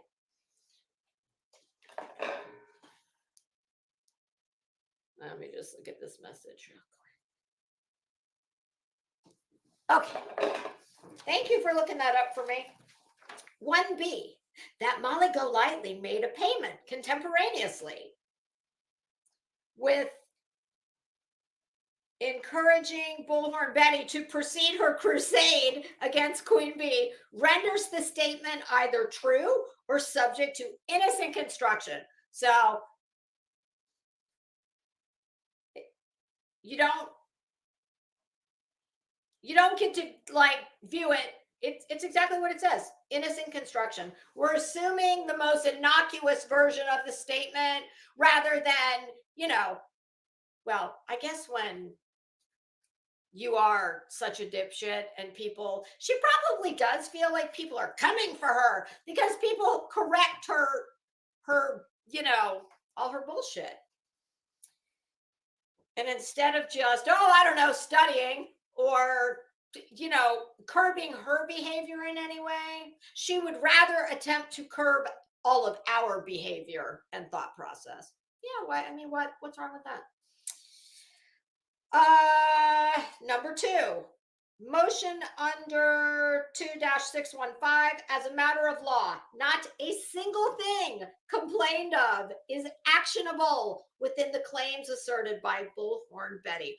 My goodness, who is it that's been sitting in this chair saying those very words? Oh, pick me! Yes, I have said repeatedly, not actionable. And I didn't need to read the statute to know that. But I'm very glad to get back up. 2A. As to count 1, defamation, none of the alleged statements are actionable.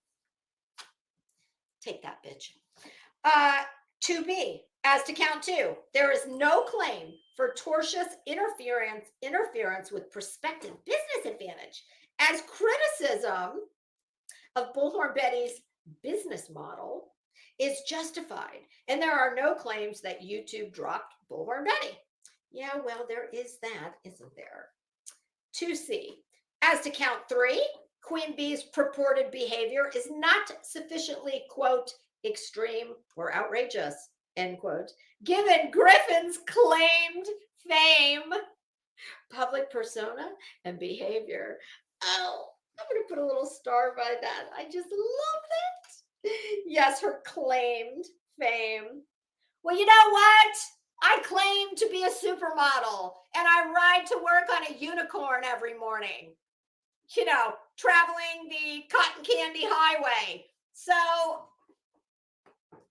I mean, I think, please, can we all agree now that the one and only place Betty is or ever will be famous is in her mind? Betty is a legend. You know what? I was listening to my playlist as I was walking the dog, and I love Annie Lennox. I loved her when she was part of the Eurythmics, but one of her best all-time albums called, do you think I can remember what it's called? Something with a bird. At any rate, she's got a song on there where she talks about, I'm a legend in my living room. And when I heard that, I was like, holy shit, it's Betty. I need to remember that to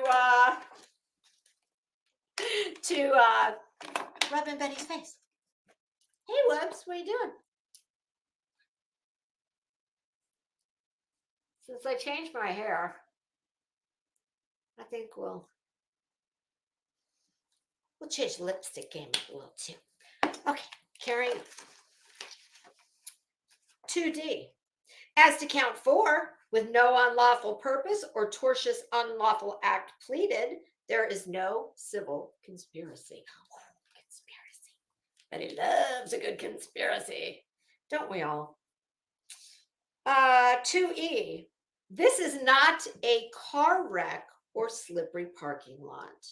Bullhorn Betty's attempts to extend a duty of care to, quote, everyone owing another a reasonable duty of care, end quote, must be rejected, along with count 5. Oh, I love that visual. A car wreck or a slippery parking lot, or just a slippery bitch in the YouTube parking lot. This would be the parking lot with, there's no valet parking in our lot. No, we just have a lot of potholes, weeds growing up through them.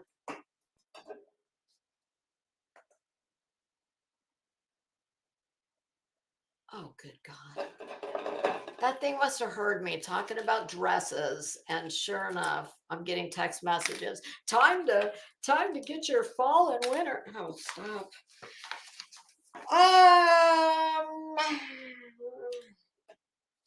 2F, count 6 must be dismissed because there is no well-pleaded claim.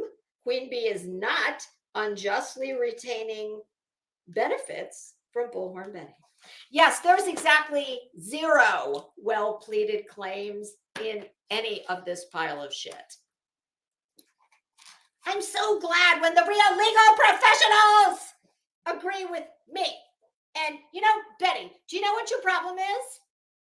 You are not educated in the law.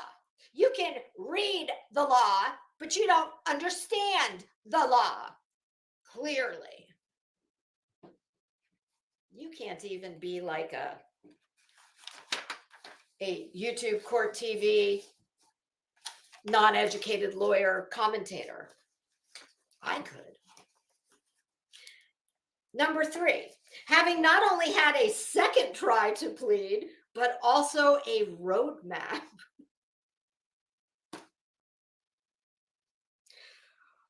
Hold on. Oh, God. I swear to God, I have everything. For God's sake, I am so ridiculous. Well, he may not be dropping F-bombs, but we'll just turn it around. How about that? He's bomb number 1, shots fired across the bow.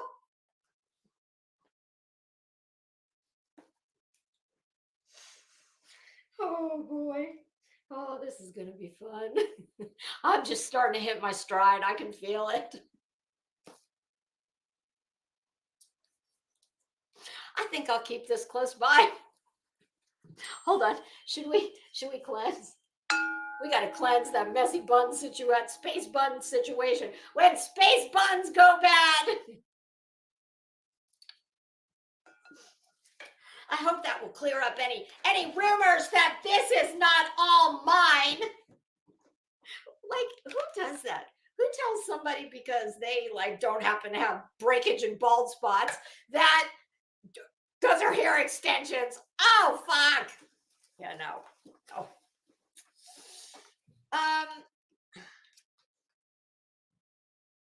Let's read that one again, shall we? Having not only had a second try to plead, but also a roadmap on how to properly plead, and still failing.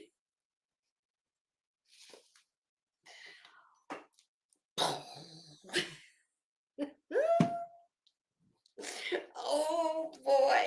Oh, that one hurts. That one hurts. I think I'm going to highlight that. Let me highlight this one. Or I'll just circle it.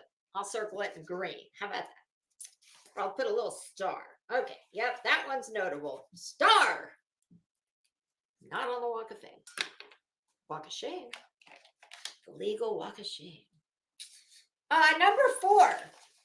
Allowing Bullhorn Betty to proceed with frivolous filings like the first amended complaint without consequences will only encourage her continued abuse of the judicial system. And for that reason, the court should award fees for the preparation and filing of this motion. Granted, if you want to go ahead and file briefs with your arguments on the death penalty, I'll give you, well, since this is a capital case, I'll give you 2 weeks.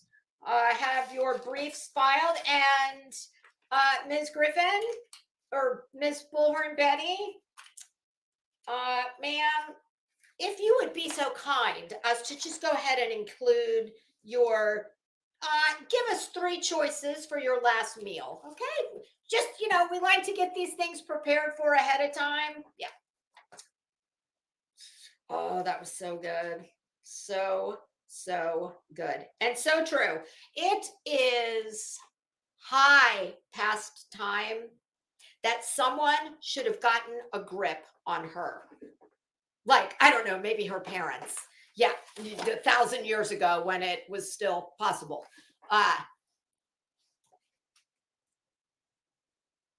Mike, this vernacular right here, we haven't used that since I was in middle school. Frosting is what's done when you put a cap on your head and it's got these little holes for guides. They're like little bullseyes. And you take what looks like a knitting needle and you pull it through and then you paint that. But Betty may still get her hair frosted, what's left of it, but we don't do frosting. We do highlighting, we do low lighting, we do balayage. We do not do frosting anymore. Betty probably does. But I don't, are you speaking of those lovely extensions that Molly had put on her? I mean, listen, it's not our fault that she had the bad judgment to allow that. And not only to allow it, but to be photographed and videoed in pursuit of a reality show, I guess, from what rumor has. But I would agree. They don't have to be matchy, but like you can see in my hair where I've got different tones of blonde. So yeah, no, in the strictest legal sense of the comment, you are correct. Hair extensions don't have to match. But, if you are wanting to appear that you didn't take that hair off a very unfortunate corpse in a funeral home and that it could even remotely possibly belong on your head rather than looking like the roadkill that it was, you want to, well, much like makeup, Betty is an artist at the contour game. So, and that's all about blending. So yes, you definitely want your hair extensions to blend.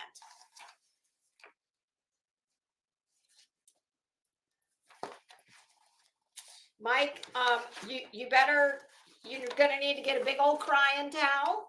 And I don't know if Betty's got a way to reach out to you IRL, but she's going to need you, okay? Because all of this is going to be granted. And not only that, my prediction is that it's highly probable that the counterclaim, she is either going to lose by default because there is no defense. She's guilty, lock, stock, and barrel. She did it. We all heard her do it. So she'll either her deluded ego will probably, I'm not quite sure on this, but there's only a couple choices. She'll either lose by default because she will not defend herself because there is no defense, or she'll keep on keeping on like she's gonna beat a real lawyer and still lose. It's just a matter of, do you want a quick painless death, or you want death by 1,000 cuts over a long period of time? But if you think for 1 minute, I'm not here to tell anybody how to think, but I am here to tell you that she doesn't have, she's playing with a real lawyer.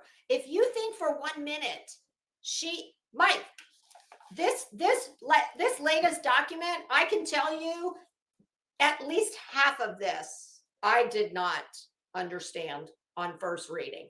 Now, could I get a much better understanding on it if I sat and looked the statutes up and read over all the civil procedure governing this case? Sure. But I would never presume, Mike, I assure you, I have at least 25 plus IQ points more than Betty. And I would never in a million years purport that I could actually go toe to toe with a real lawyer. And only a fool would. That's why we have law school. I don't believe Betty's got a high school diploma. I've never seen it. And she doesn't need to show it to me because it wouldn't matter. I wouldn't believe it if I did see it. I believe what I know about my own education and that of other educated people around me. And none of them speak or write or communicate like Betty.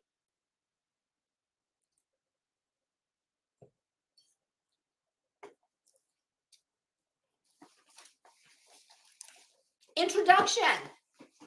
All Bullhorn Betty had to do was to quote the allegedly defamatory statements and identify the contract she claims was impacted.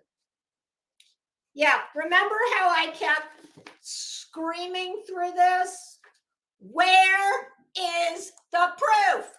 What the hell is this supposed to mean? All these random screenshots that, oh, by the way, actually are proving the opposing party's case. She quite literally cannot get out of her own way in anything, quite obviously. She did not and cannot do so. Queen Bee's demand for a bill of particulars laid out what was necessary for her to properly plead. Well, excuse me, sir. Why do you think you know more than Betty? Betty knows what she's doing. Betty is educated in the law. Yeah. And the court even explained, quote, I hope you're able to draw some of your new complaint based on the motion for the bill of particulars, end quote. But you see, there is a perfect example of what happens when you think you're the smartest one in the room. And unless it is the junk drawer in my kitchen room, you're not.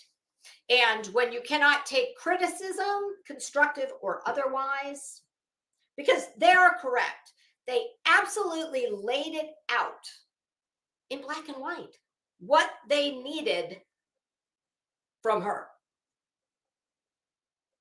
And instead, like I've said 1,000 times, she thinks what she lacks in intelligence and legal skill and legal know-how that she can make up for with volumes of paper.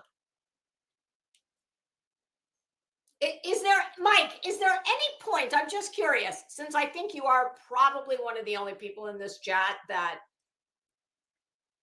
believes she is anything that she alleges to be, is there any point where you will concede that it's quite possible that the judge and the real lawyer are more skilled and know the law better than Betty, and that the reason this is going to get thrown out and reduced to a pile of ash in my fire pit is because she has no fucking idea what she's doing, number one, and nobody did what she alleged. Because if you can't do that, then that would be equally troubling.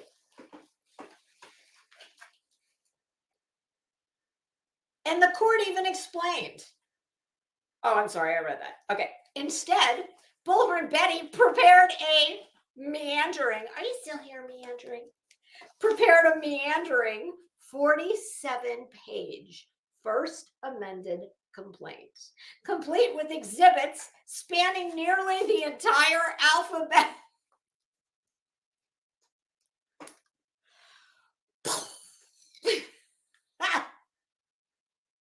We needed this for the last sentence too. Sorry. Okay. Oh God, I do not want to drop that on me at any point.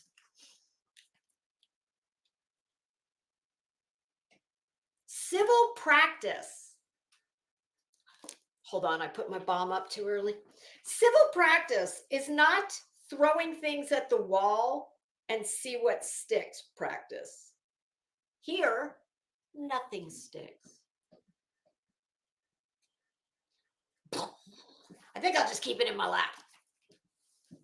Bullhorn Betty obstinately refuses specificity. That's because she has no effing clue what to do. And this is the part that she can't, fake the funk. What little was provided shows she has no claim. Correct. It shows a middle-aged temper tantrum from a woman who has yes, we are, listen, if you don't want to get waterboarded, this might not be the one. Oh, Mama Bear, my email is crimesandfashion@gmail.com. And it is in the about section. Now, come on, sir. You know everybody in the damn hood is talking about this today. Oh, my goodness, Dolly, I do believe you're going to be making an appearance here very soon. But don't you worry, I've redacted your information just like everybody else's. Am I still on that island? I mean, listen, I'm always up for a vacation, so I ain't sweating it. I'm surprised though. I thought I would have been like, well, I mean, I didn't think I'd be first or second, but I don't know. It's kind of got me thinking. But of course, I've never even watched Survivor, so I'm just wildly speculating. Okay.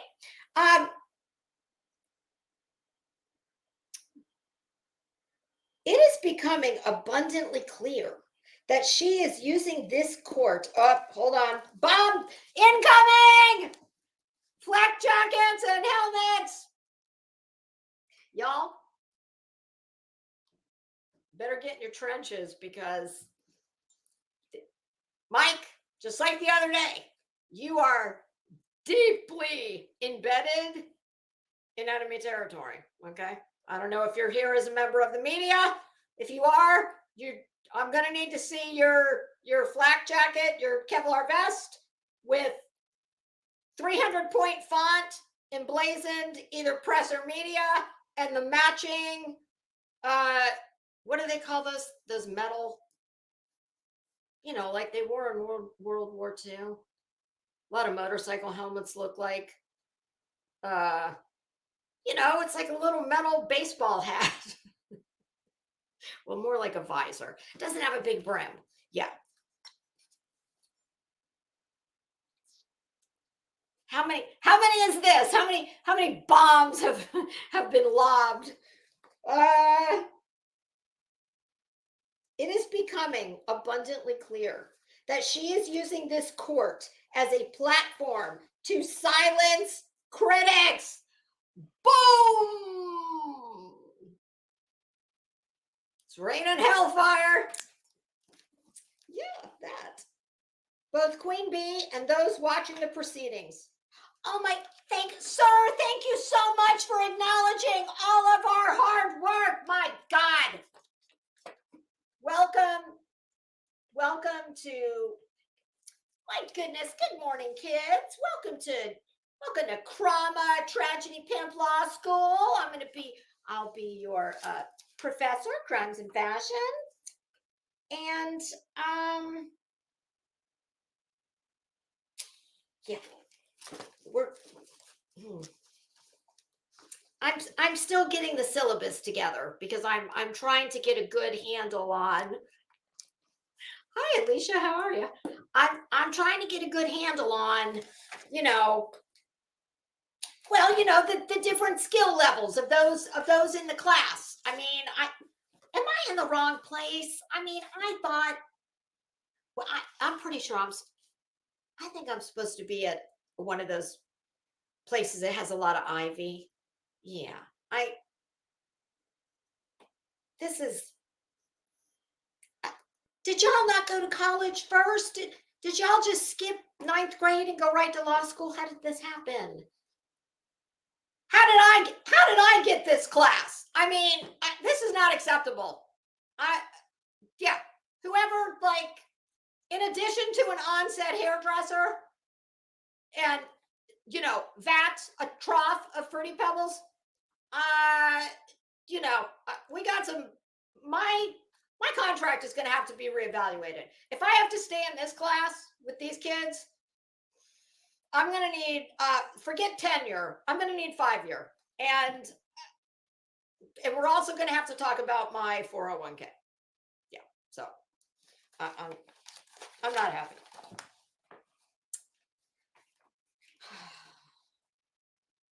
All Bullhorn Betty had to do, oh God, I'm sorry, wrong one. Wrong at the end of the page. I thought I had already turned it. Showing the courts can be leveraged through frivolous filings to drive up legal costs against others. See, that was where, oh, hold on, let me get my bomb.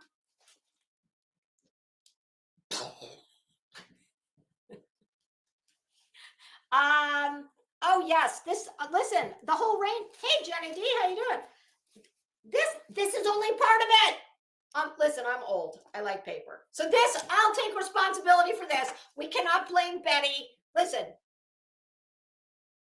Betty's still paying off her printer for that, you know, that abomination, that lawsuit.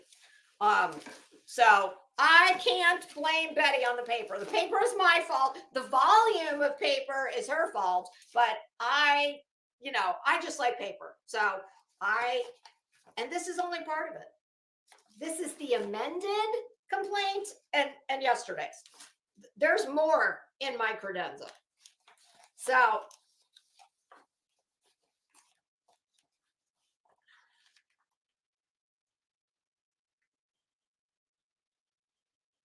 oh, okay. Burnt toast and heels got the boot.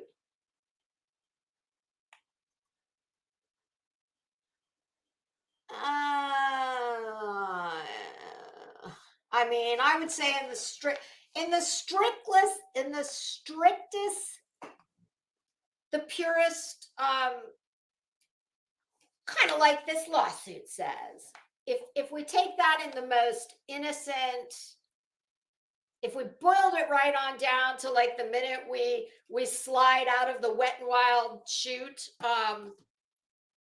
oh, that was probably a poor choice of words, wasn't it? See, we had an amusement park here that was nothing but water slides called Wet and Wild.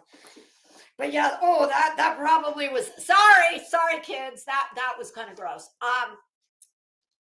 Yeah, I would agree. Upon first entering the world, yes, I agree. It's all the things and the choices that we do subsequent to that's what draws the distinction. I mean, come on, we can't. If it were only that simple, well, my goodness, we wouldn't have all these problems we have. Okay, no doubt, Bullhorn Betty could be upset about being criticized. Oh, yes, she is. I mean, listen, nobody likes to be.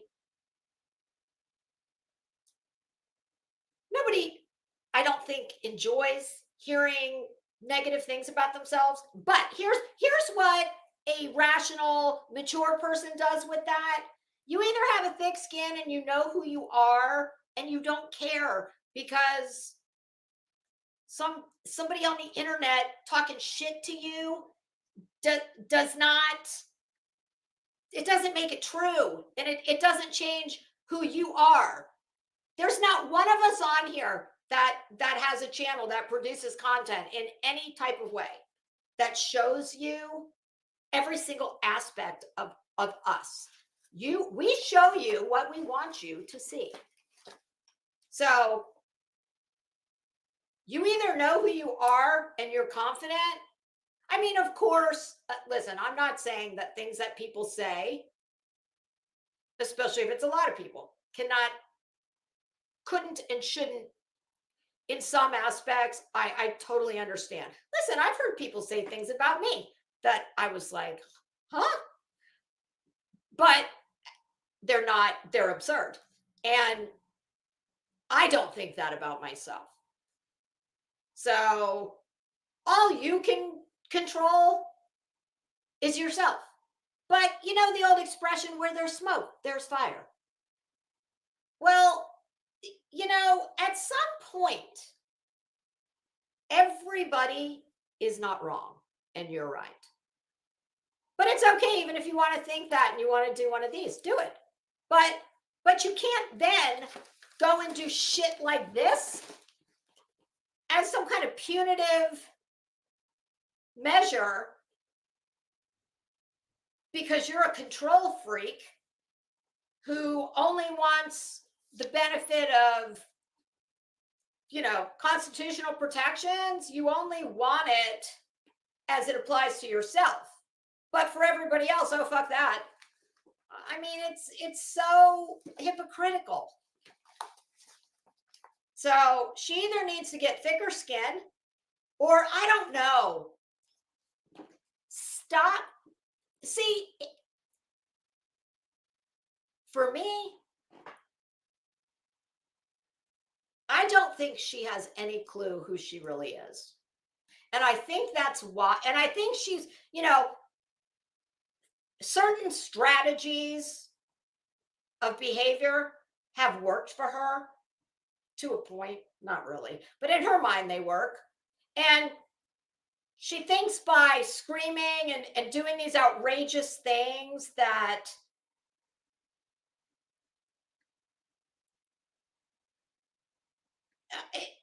that's what really my problem with her is.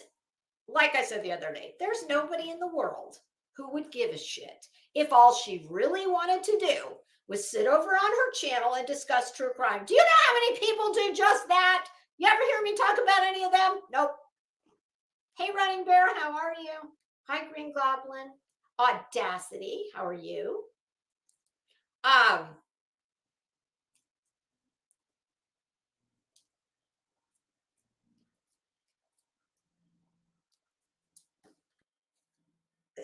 It I mean, when you think it is your right to be demanding to police officers and attorneys and, you know, to do this because I want it done now, based on what?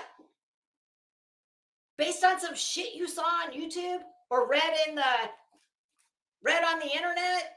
We have a process in place, as she should well know. And there's not one person on here who, if you found yourself in the hot seat for whatever reason, would not absolutely, and rightly so, demand the protections of the Constitution. And our Constitution does not say you are innocent until Bullhorn Betty says you're not. She has this delusional thought process that, here's the thing, I guess by the strictest letter of the law, she, like I said, I have no doubt she knows within the millimeter of what the easement in the road, like people who do this kind of thing always do. Just because you can do something does not mean you should do something. But as she loves to tell people, it's my right to this, that, the other. Great. You keep on keeping on the very successful life path that you've been on. But what you don't get to do is tell people like me and all her other critics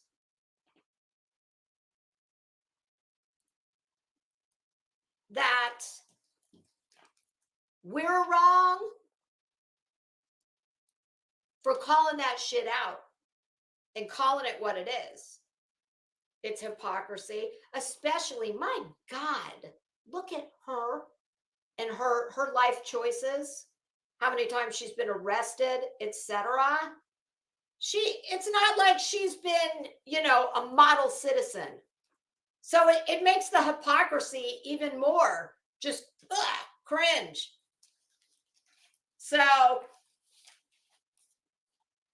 I have no power to tell her what to do. And I don't do shit like that, so I have no need to know what are the rules about protesting. And by the way, bitch, that is not a protest, okay? That's a public temper tantrum with a tailgate party. That's what those activities are. Protesters, no. It's easy enough to find real protest marches and whatnot if you want to find them. They don't look like that. So you do you, but if you can't take the heat, get out of the kitchen. If you can't run with the big dogs, stay on the porch. If you can't take people telling you that you are a bag of shit for your immoral behavior, well, then I don't know, maybe don't do it.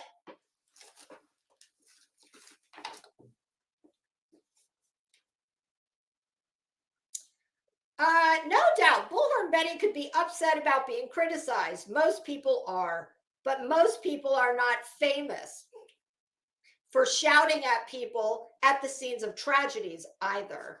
Well, my goodness, I think that's a more artful and with less words is what I just said. Indeed, most people are not famous for anything, and neither is she, only in her own mind.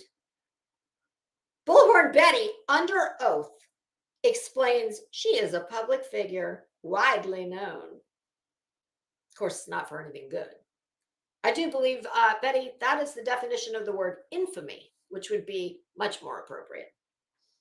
In any event, oh, wait, there's a footnote. Most people are not famous for anything. Bullhorn Betty, under oath, footnote 1. The first amended complaint is verified.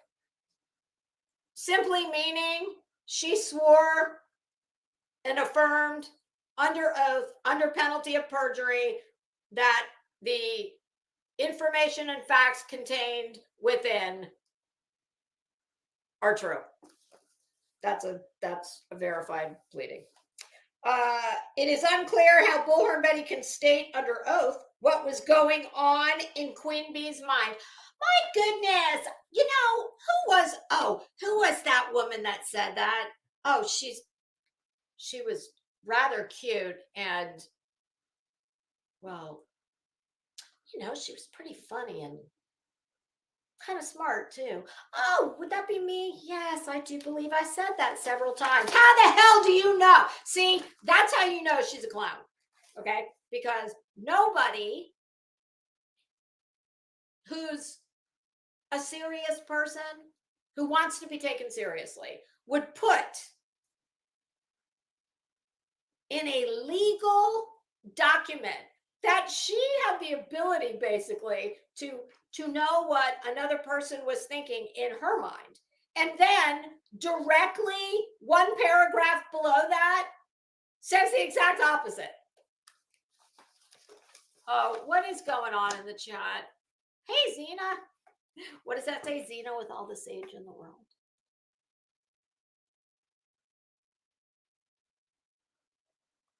Yeah, I don't.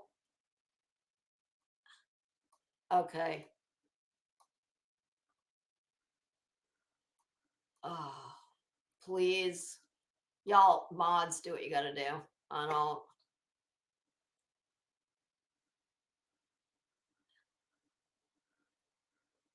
Yeah, I'm not, listen, this is not, I'm not, y'all feel any way you want to feel about Betty, but you can't come over here selling that Betty is some victim. Betty's a fucking victimizer. That's what she is. And if you're upset, Dolly, about your name being in this document, you can thank your friend Betty for that. She is the one who, and trust me, because I have read, and like I said, there's more. Queen Bee did not bring your name into this. Betty brought your name into this. I mean, I don't know about you, but if I call somebody a friend or even an acquaintance, and I want to continue to interact with them on YouTube, I'm not going to put their name into a legal document that could open them up to some kind of, at the very least, depositions. And, that's a time-consuming process, as I'm sure you well know. So that's on Betty. Betty did all that. And it's like, I wonder if, do you really think that Betty is in the right here? Or is it, and listen,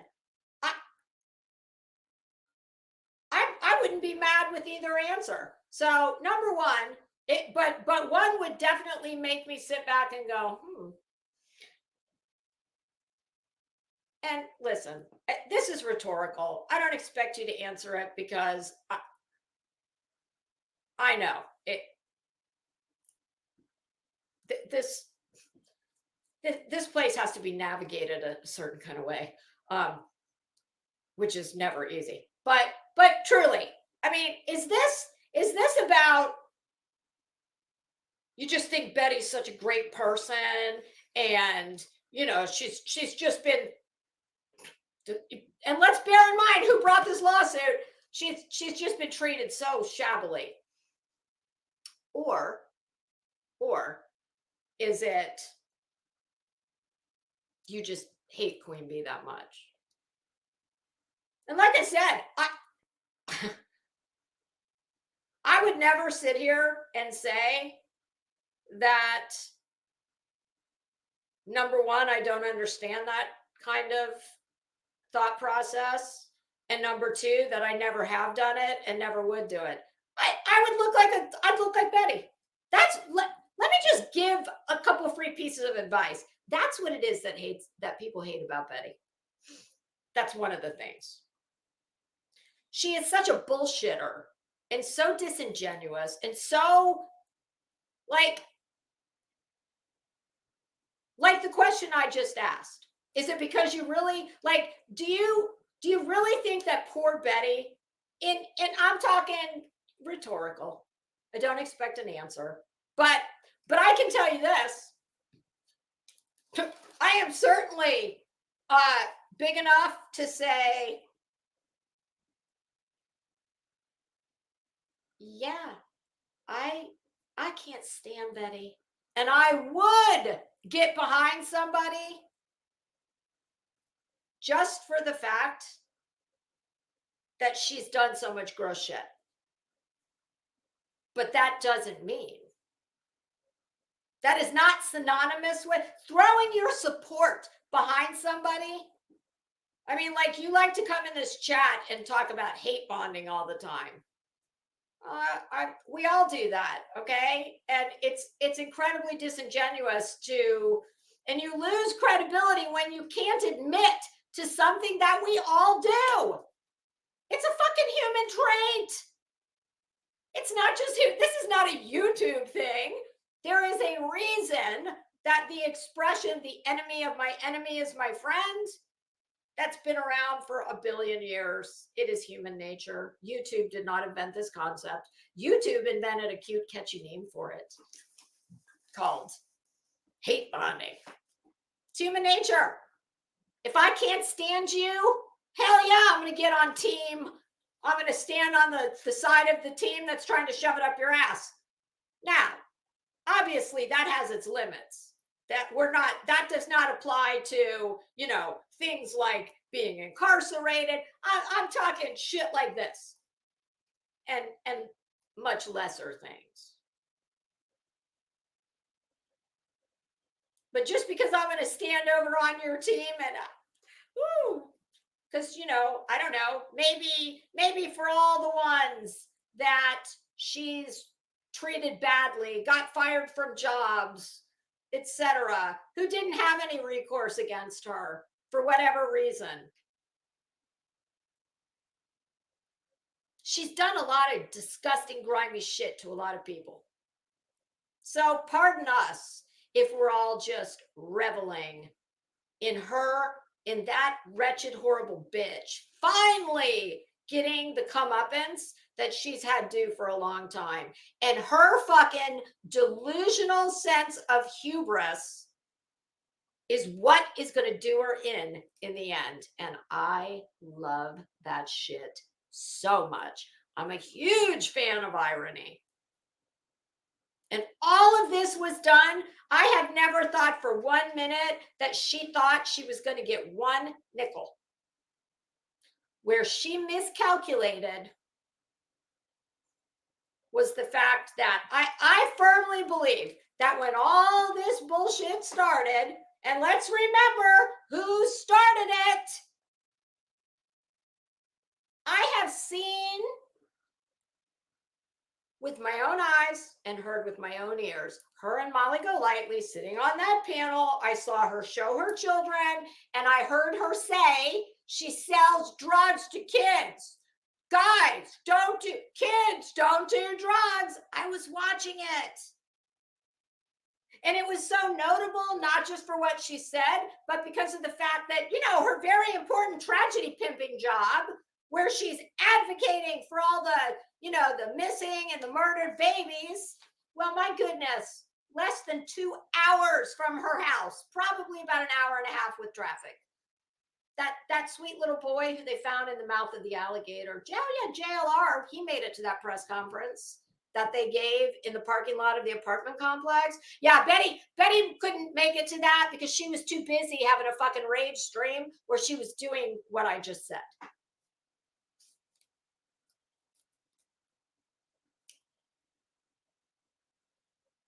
So she started this party. Queen Bee did nothing in retaliation legally until Betty decided it would be a good idea to do this. And then who wouldn't say, okay, well, hey, if this is how you want it, then game on, bitch, balls to the wall. That's what I would have said. And here's what she thought was going to happen. She thought, like every other time she's tried to weaponize the judicial system.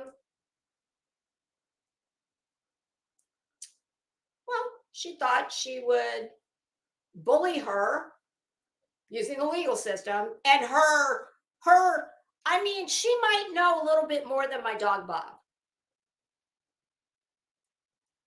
Let's just say that in all these pages,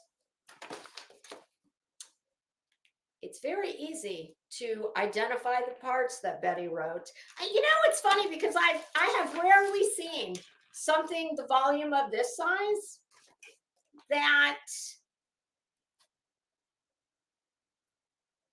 not counting the cases that she cited that she, I'm sure, assumed were what they call on point. On point meaning the fact patterns are very, very almost like mirror image. And then there's other case law that's cited that's, not on point, but it's still germane.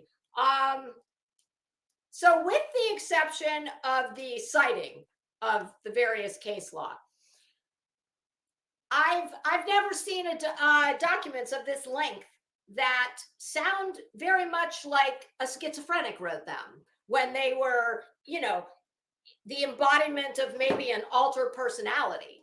Because we go from, and let's not forget, her very long documented videos and her written posts where, I'm sorry, I can call myself a Barbie doll who drives a unicorn to work. That doesn't make me a Barbie doll. And I promise you, I don't have a unicorn. I do have a swimming pool that is filled with unicorn tears. Um, that's why I don't have a unicorn anymore, because he ran out of all his. So you can say that you are a journalist and that you're educated and that you're a legal scholar, but when your well documented English language, written, verbal communication is more in line with your average eighth to, I'm going to be generous and say ninth grade, well, I'm sorry. You can call yourself whatever you want. And see, in Betty's world, that's all you have to do. You just have to say, YouTube, be all that you pretend to be. And in my opinion, that is another reason that so many people are just, she causes a visceral reaction because there's nothing fucking real or authentic about her. She is one of the fakest bitches on here. And she wants to talk about my fake tits, and I am proudly who I am. And you may not be seeing my real breasts, but everything else is 100%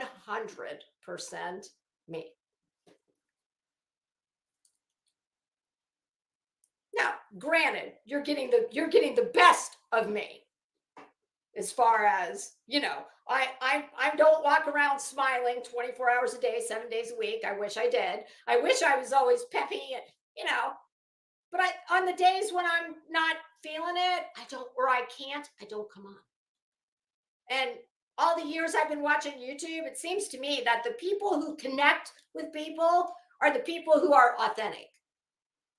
Not some fucking flunky who sounds like she's a middle school to a high school dropout calling herself a fucking journalist because she's got media emblazoned across her chest. Calling herself a lawyer when, or legally educated, we'll say. And is writing shit where she is including as her exhibit to help prove her claim. Let's see, giant pictures of her holding wine bottles, screenshots of all her mug shots. I mean, like, come again? I mean, she may as well have done the job for Queen Bee. But back to where she miscalculated.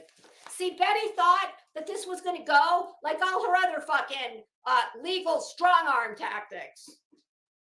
Because in Betty's mind, she's always far more capable than the other person. Because remember, Betty's the smartest one in the room. I've often wondered.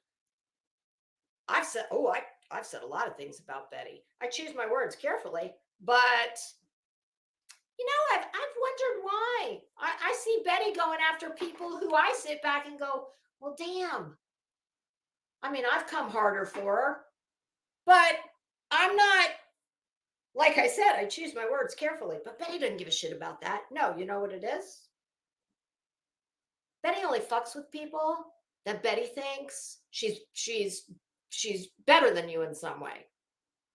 She thinks she's more intellectually capable than you. I certainly hope, if I've not done another thing on this platform, that I have vehemently disavowed her of that notion. And let me tell you, Betty, in case you do get a notion in your mind, because I know how your typical screenplay works, and the way you thought this was going to work. You thought you'd be your little bullshit bullhorn self, and you'd send some shitty. Oh, here's other ways Betty will think she's.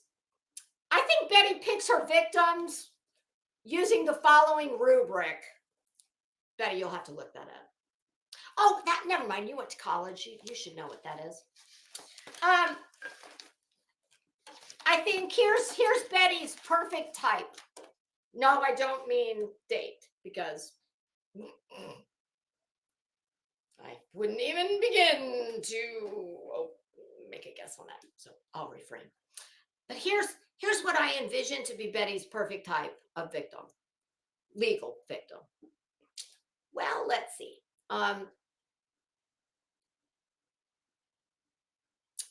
Maybe she thinks that you're not as financially, I don't even know what to say. Maybe she thinks she's in a better place than you financially.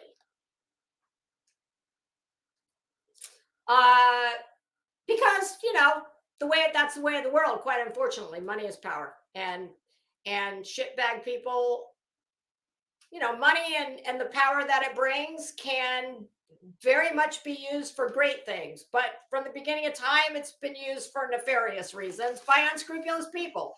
It's just life. It's the way it goes. See, so many of these flunkies on here, they think they're like reinventing the fucking wheel here. Like they're, I don't know a better way to put it. Like they've discovered fire. As goes the world, goes YouTube. And obviously things are a little different, but people are people. Except on here, you really get to do, you get to be all that you pretend to be. So Betty would, I guess, ideally think she's financially superior to you.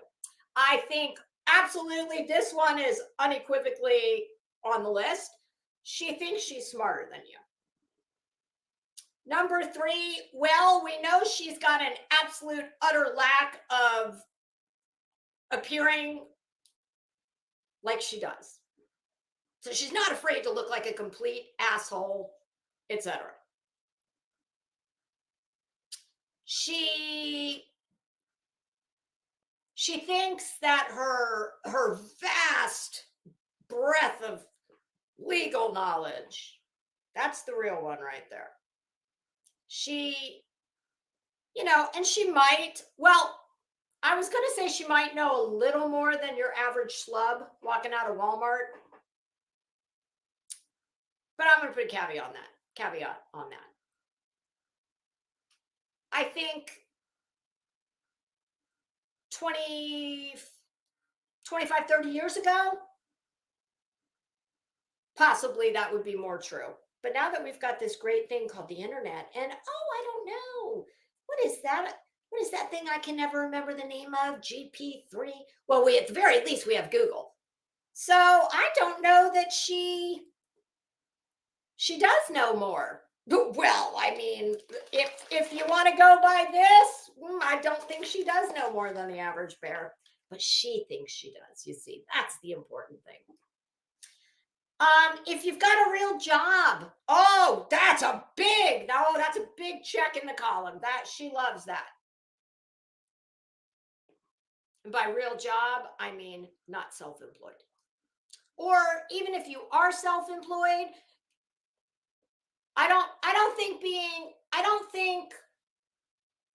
let's just say this. When it comes to the financial strong arm that I think, or the employment strong arm tactics, I think probably her best case scenario, maybe you work at Ashley Furniture or something similar. But self-employment, I don't think that completely takes you off the table.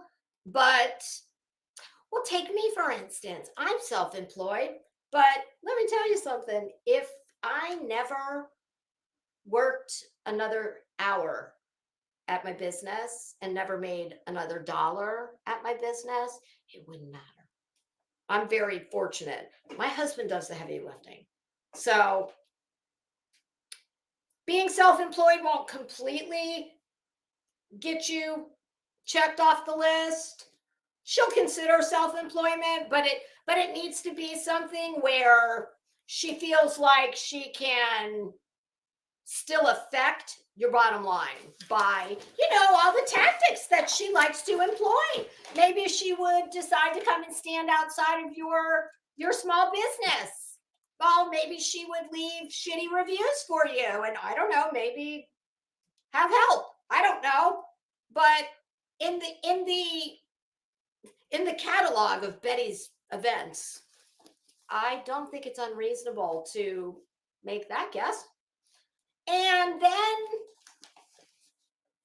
oh, here's a big one, and I think she probably loves this one.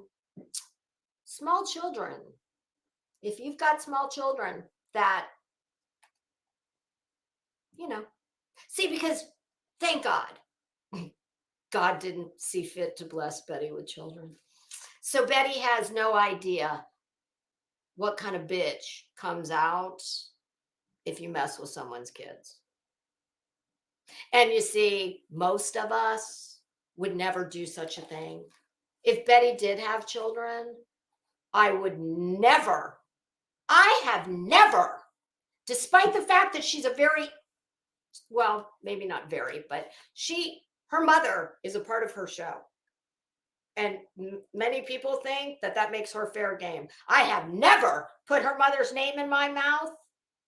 I might have meant, just like I'm doing now, I might have mentioned something about her mother in a conversation because it was germane to what we were talking about, but I have never, nor will I ever, say a word, a negative thing about her mother or any of her family members.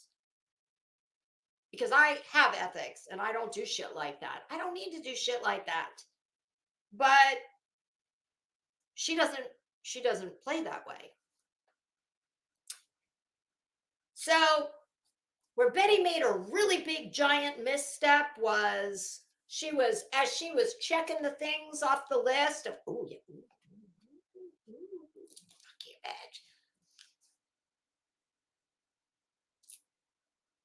well, what she thought was going to happen, which is, Betty, listen up, because I promise you, this is how it'll go if you ever think you're going to come pull this bullshit with me.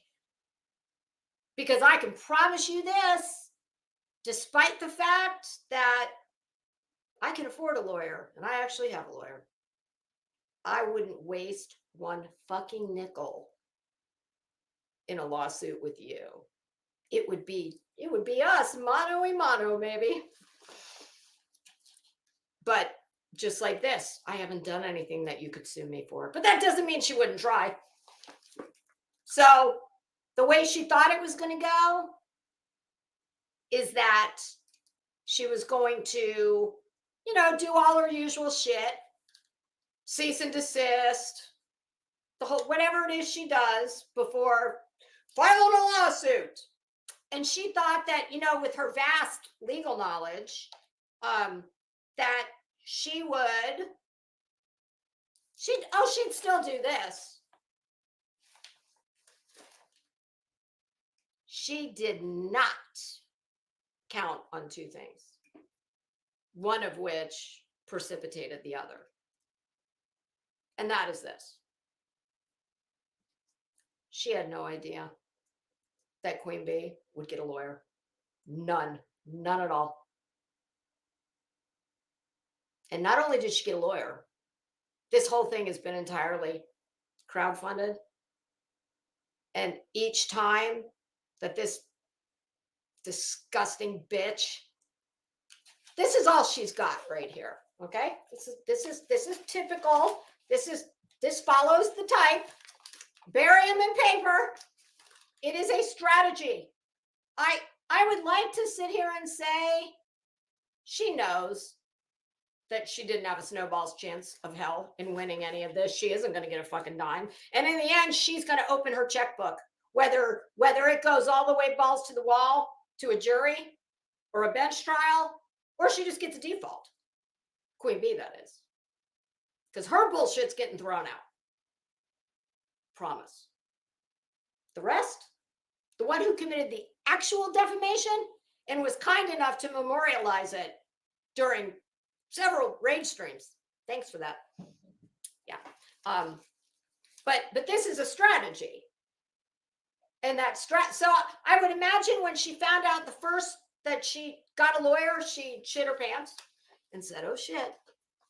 Well, I'll do I would like to think that she knows that this is all she's got. And her only hope was to, okay, well, she hired a lawyer, but, so that's just the retainer. I will bury her in bullshit. It's financial extortion via the legal system is what it is.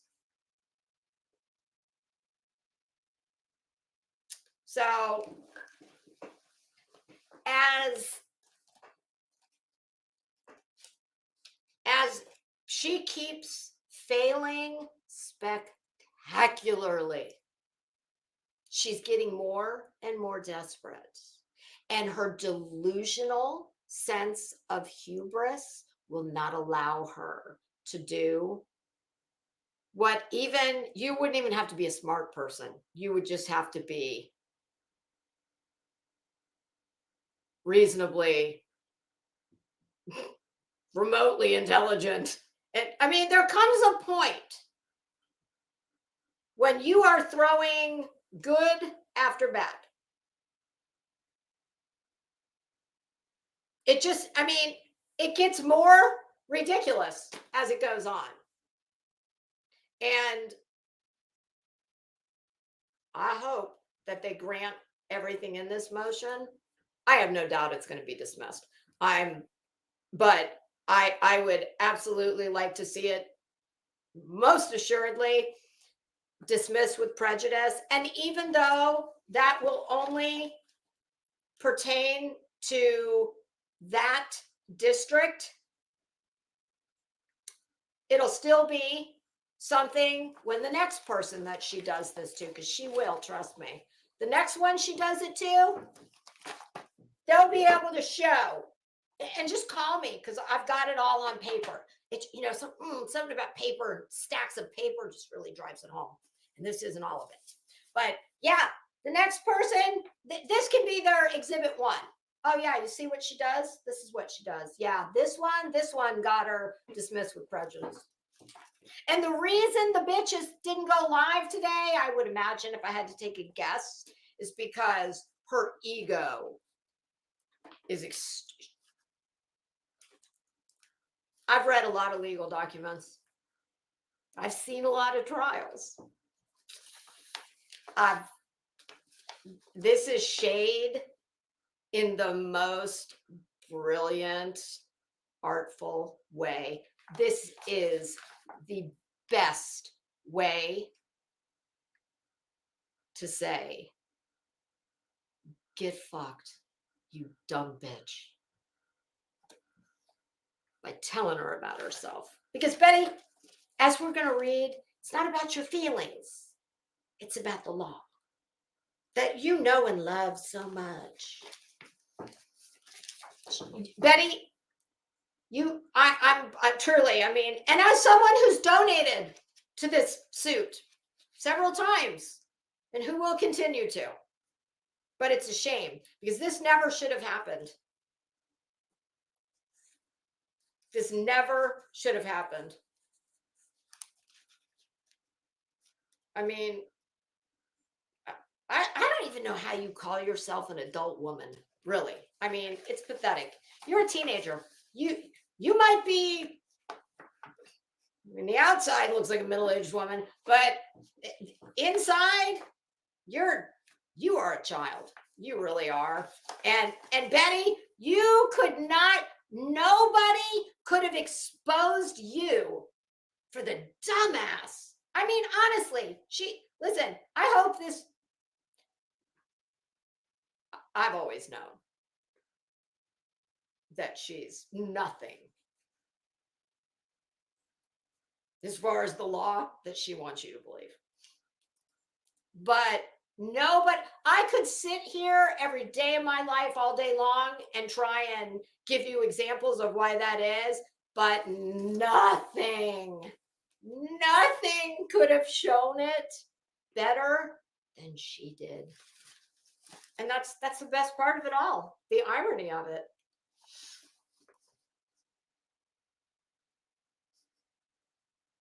Does this mean that am I a famous person? Am I a public figure? Because if Betty thinks she is,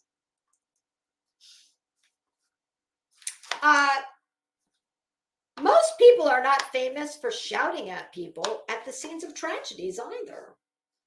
Indeed, most people are not famous for anything. Neither is she. Boulevard Betty, under oath, explains why she is a public figure, widely known. First Amendment complaint. In any event, most famous people do not file complaints against those they doxed states away. Well, that's because Betty's a petty bitch. Ultimately, what Bullhorn Betty is upset about are strong words, no more. Your Honor, I concur. They are neither defamatory nor tortious under any theory. And despite being repeatedly asked to cease her Supreme Court Rule 137 violative conduct and implored upon to retain counsel, she refused. Well, sir, that is because she is legally educated. She understands the law. She went to school for the law. You know what your problem is? You read the law, but you don't understand the law. Love Bullhorn Betty. I don't think anybody is going to top my dramatic reading of this. At least the parts I'm actually not just on my own tangent about. I'm committed at this point. This is my moment. Bitch, I thank you so much for helping build this channel. Betty,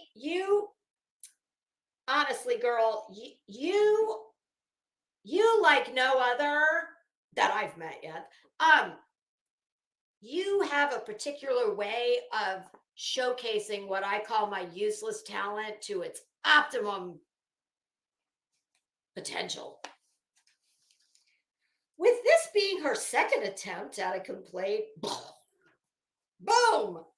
With all issues needing addressed, having been laid out to her, and having now stated what she has under oath, the court should dismiss the first amended complaint with prejudice. I agree. Governing law. Let's see. Some of this we're not going to read because it's very dry and it's statute. And you're free to read it yourself. Okay, argument. As a combined motion under 2-619.1, Queen Bee first addressed two minor items under same statute. She then explains, or rule of procedure, whatever that is. She then explains the deficiency of the first amended complaint under code. Bullhorn Betty did not take the court's advice. Sir, meet Bullhorn Betty. We told you, okay? I'm sorry that it took 78 acres of the rainforest. And, what are we up to now? About $17,000? I know we were at 12K up to the filing of this point, I believe. I know the next goal was met. So yeah, 17K.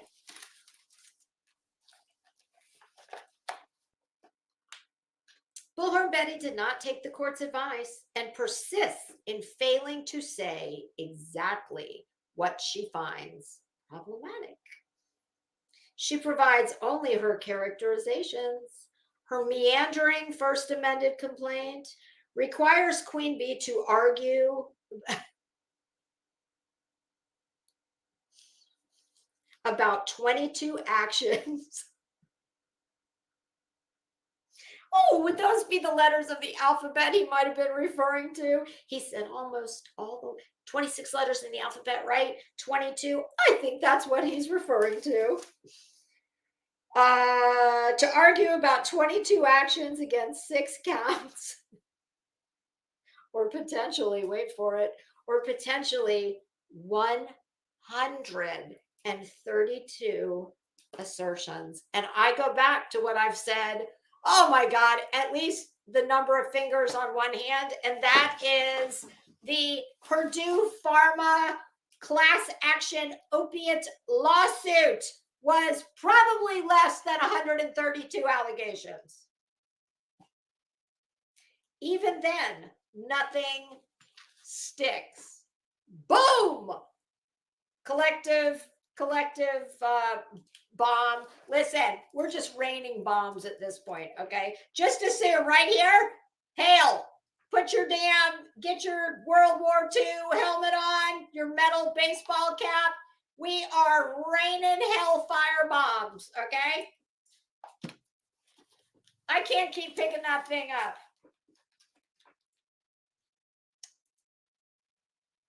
Even then, nothing sticks. Not like that bomb. The First Amendment complaint cannot survive, and Bullhorn Betty simply has no legal claim against Queen Bee. I concur. Motion under 2-619, this is just more law. Two purportedly actionable statements are not defamatory at all, as they are true or subject to innocent construction, much like we talked about earlier. That's always a jury instruction in a criminal trial. You will hear, well, maybe both sides. Well, when the judge explains the instructions that both sides have agreed upon, you always hear some version of this. When considering the facts, you must assume said facts and view them in the light most favorable to the defendant. It is neither this court's job nor Queen Bee's job. Sir, nobody but the court has a job, okay? It is neither this court's job nor Queen Bee's job to sort through hundreds of pages of documents or to pull and watch dozens of YouTube videos. Well, all the links will be dead anyway, so good luck with that. We have a footnote here, footnote 2, all of which were referenced in the original complaint. Oh, you mean the one that was such a fucking mess? They said, honey, go back to the drawing board with your crayons and start over. Begging the question, did Queen Bee misrepresent that the dismissed co-defendant engaged in defamatory conduct in those videos in the original complaint? Question mark. Footnote 3. Notably, Bullhorn Betty does not provide transcripts or even direct quotes from what was contained in the videos.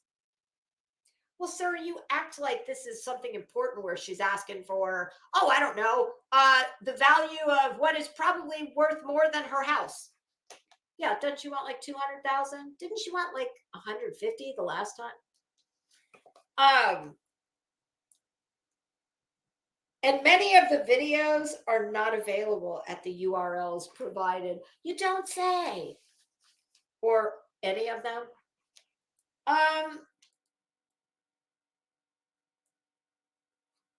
Sort to watch dozens of YouTube videos to determine what Bullhorn Betty thinks is problematic. Well, Your Honor, I can clear that up. Everything is problematic. Okay. If that'll save the court and the opposing counsel time, we can stipulate to that. It's everything. Okay. Thus, what Bullhorn Betty alleges can be found in paragraph 32, and it's alphabet spanning subparts. Did she seriously? Oh, never mind. I was going to ask if she got into double alphabet, but she only got to 22. Okay, never mind. Of those, portion of the motion addresses paragraphs 32I and K. that Bullhorn Betty reads in the most problematic version? Well, of course she does, because that is what is favorable to her. But that's not what the rules of civil procedure of the state of Illinois, which is that's the sandbox we're playing in. So, they're the home field. They get to pick what color jersey we're wearing. And I know that because I'm subjected to college football every weekend. I know about the SEC, oh yes. Flag on the play.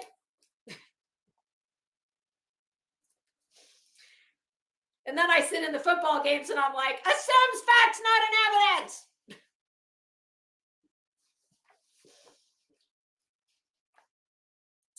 That Bullhorn Betty reads in the most problematic version of a truthful recitation. Oh yeah, there is that.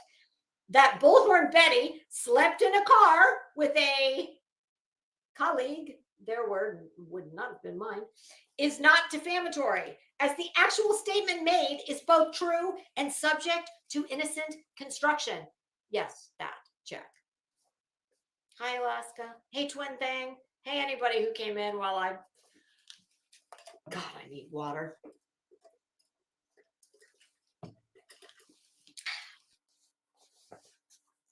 Here, I'm sorry. A motion to dismiss under 2-619 admits, for the purposes of the motion, the sufficiency of the complaint and argues that an affirmative defense is something that, how do I explain affirmative defense?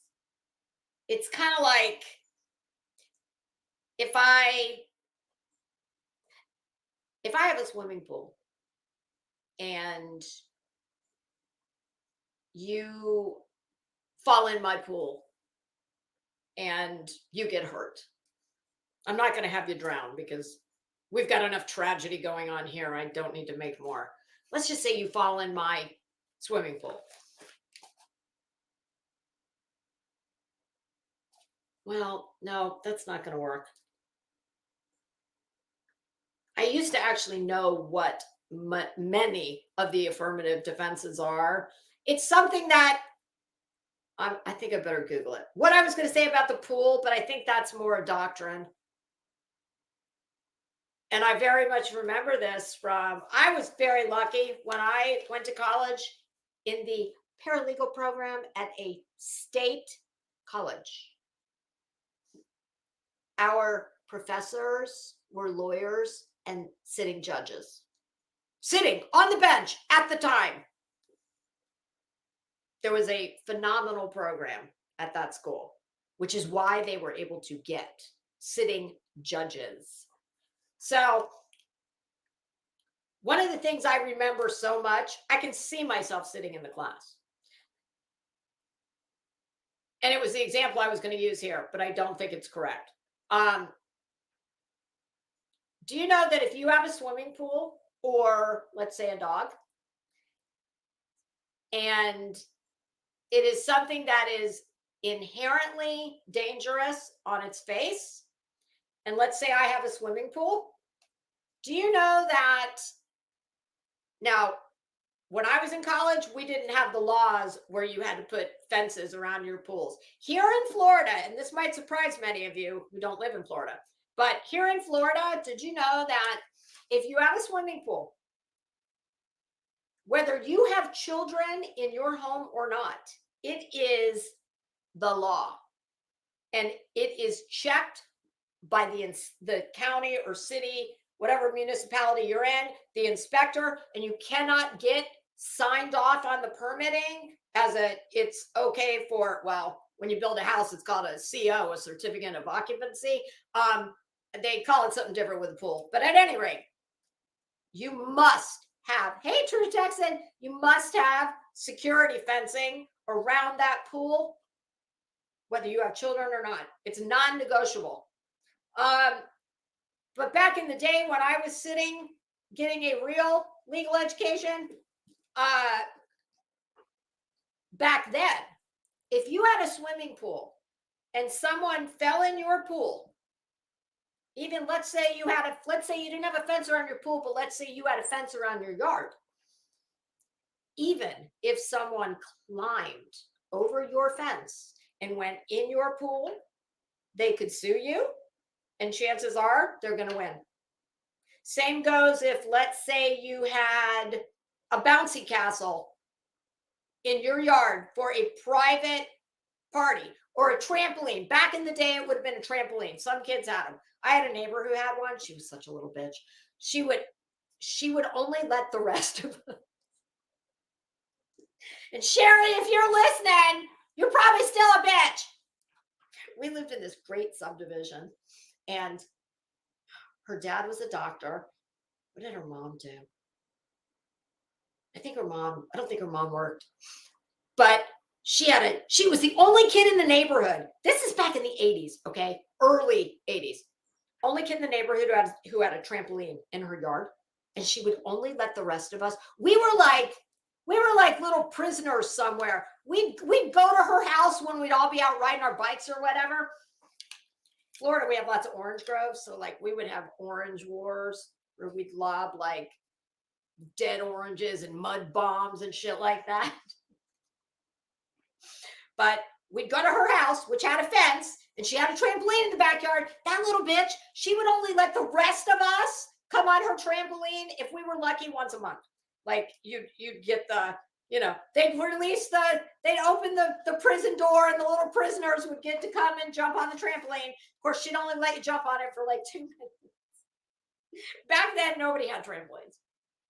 But let's just say that I went over to her house and decided, well, I don't care if I have your permission. I'm going to jump over your fence and I'm going to go jump on your trampoline. If I got hurt on her trampoline, or if someone got hurt who was uninvited in my pool, they could still sue you and probably win. And that held true under something called the doctrine of attractive nuisance. And it's just what it sounds like. It's something that's so enticing that no amount of it's just inherently dangerous. So no amount of trying to prevent people. All right, now let me look up what are the affirmative defenses. That was something I meant to do before I came in here, but I got behind affirmative defenses.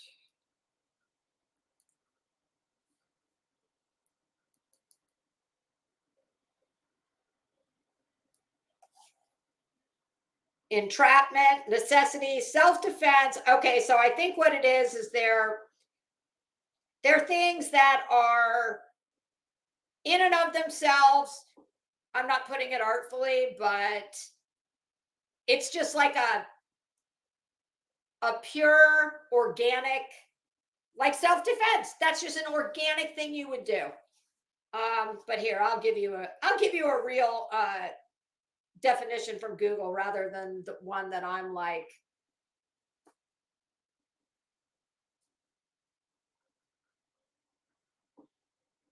True Texan, it'd be nice if it works that way, but I promise you it doesn't. Not in Florida. It doesn't matter. They don't have to be invited. You can have taken every precaution. I remember I told Willow one time when he was talking about the pig, because I guess he had moved somewhere new, I think. And he said a lot of kids in the neighborhood. I told him, I said, look at that. And he said much the same sentiment. And I get it. I mean, I totally get it and I agree. But it's just one of the things that the law considers so enticing. All right, give me a definition. Here we go. Federal. Well, do you think I could trust Cornell Law School? Do you think Betty went to Cornell? Betty, what year did you graduate Cornell? An affirmative defense is a defense in which the defendant introduces evidence which, if found to be credible, will negate criminal liability or civil liability, even if it's proven that the defendant committed the alleged acts. Okay, so there you go. The doctrine of attractive nuisance. Let me read that since I started it. We're gonna finish it with Google's definition, not just mine, because it's been a long time since I've been in school. See, and there's a very real contrast you can draw between me and Betty, besides all the other obvious ones. That one. If it was Betty doesn't check Google. Betty would just spout off whatever bullshit she pulled out of her ass, and she'd say it with a lot of authority. I know this because I am educated in the law. Like, I think because she's so inadequate and is so like has her self-esteem's in the toilet. She thinks there's some kind of a crime, or that there's something wrong with admitting that you don't know something. And there absolutely is not. It's what smart people do. Stupid people do a song and tap dance, and even though they look stupid doing it, they think because they scream it at you that it makes it so.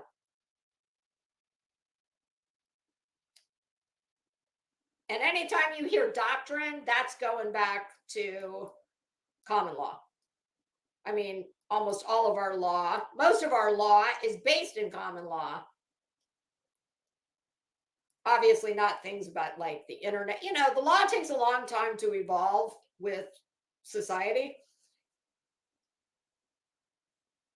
Florida courts weighing an attractive nuisance claim will consider whether the child was attracted onto the property by an instrumentally, usually a machine, appliance, swimming pool, or some other item, natural or man-made, that is dangerous to them. But because of their youth, they are unable to understand that.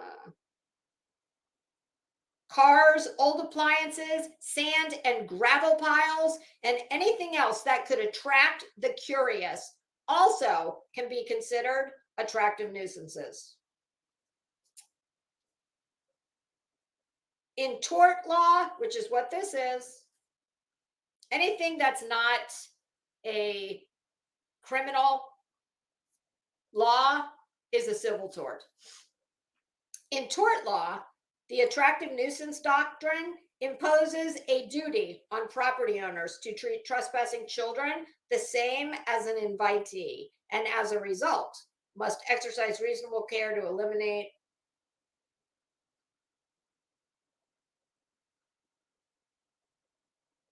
just for fun, since I pushed on it. What are the 10 most attractive nuisances? Railroads, farm equipment, power lines, abandoned cars, holes. Well, where's the rest of them? Why are we talking about this? Well, I just thought we'd finish. So swimming pools, railroads, farm equipment, construction sites, power lines. Now see, I got a problem there. Why the hell's a power line? Who the hell wants to touch power line? Except a kid. Fountains and ponds, abandoned cars, old appliances, holes. Here's a good one. Playgrounds. Now, how many municipalities in this country build playgrounds that by their very nature are considered an attractive nuisance? Okay, back to this. Oh God, we're going on 3 hours and 20 minutes.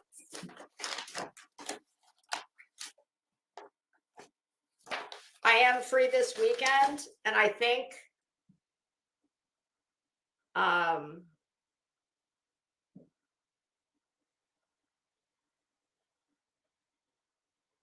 I'm just looking at the chat. Sorry, I know I look like I'm all.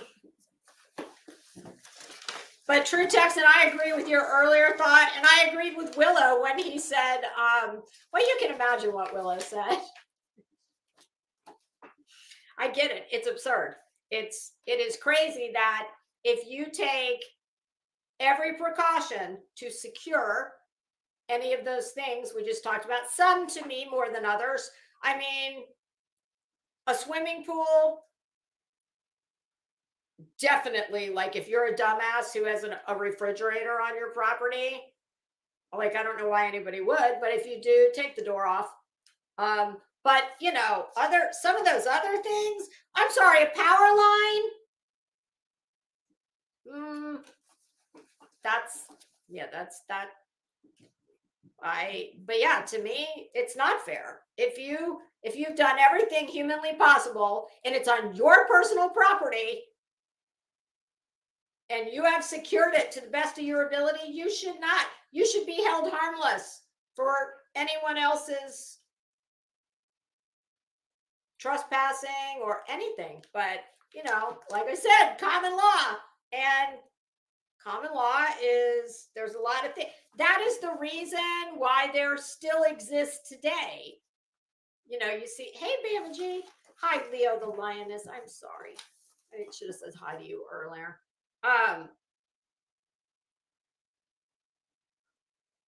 It's why you will still hear to this day in certain, a lot of times in the South, like crazy laws, like, oh, you can't hold hands in public after 4 o'clock on Main Street in the state. You know what I'm talking about.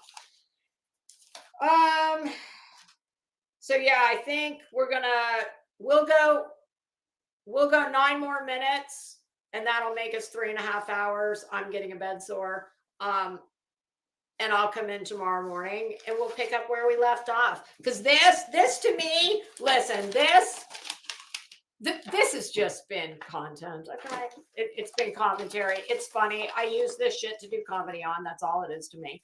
But this right here is probably going to negate every piece of paper in here. So it would be stupid to say, oh, well, I'll go over this after that. No, we're going to finish this right away. We're finishing this weekend because the best part is coming up. Let me see where I was.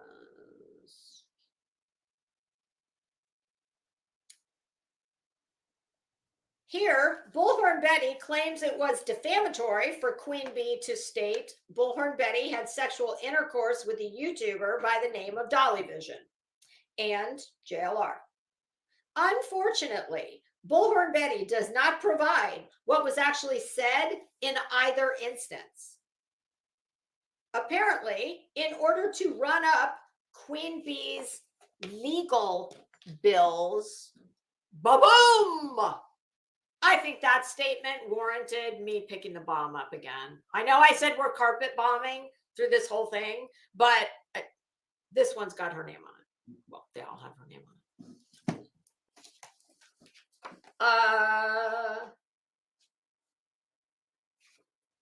Apparently, in order to run up Queen Bee's legal bills, Bullhorn Betty expected Queen Bee's attorney to scour unidentified exhibits and figure out what she was talking about. Sir, I feel your pain because she expects all of us to do that. So, you know, this is just kind of par for the course with her. At least, sir, at least you are probably making $400 to $500 an hour to crawl through it. We unfortunately are not. There is only one place where this might be discussed. Entry 30 on Exhibit D to the First Amendment complaint references Bullhorn Betty having, quote, slept with another creator. Oh my goodness, that's exactly what she did. If I'm not mistaken, the operative word being slept. Bullhorn Betty's characterization now differs from the exhibit. You don't say, which was filed with the original complaint as well. And notably, the link does not show a video. Well, that's goodness. Nor does the characterization mention 2 creators, just one. Well, you know, I think that's because what you're calling the First Amendment complaint, well, we are euphemistically referring to as new and improved. So as such, you know, she tried to do just that. It was new and she tried to improve it, but actually just opened another vein up. Bullhorn Betty is desperate. What was said was, quote, yes, when someone else said Bullhorn Betty and Dolly Vision slept together. That Bullhorn Betty interpreted as having sexual intercourse with Dolly Vision is her own interpretation. Exactly. One can sleep in a car with another without having sexual intercourse.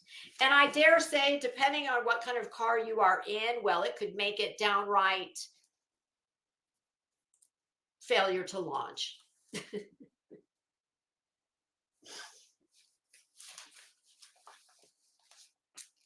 Betty, boy, Betty, you are a cheap date, aren't you? You're telling me as a grown, middle-aged woman,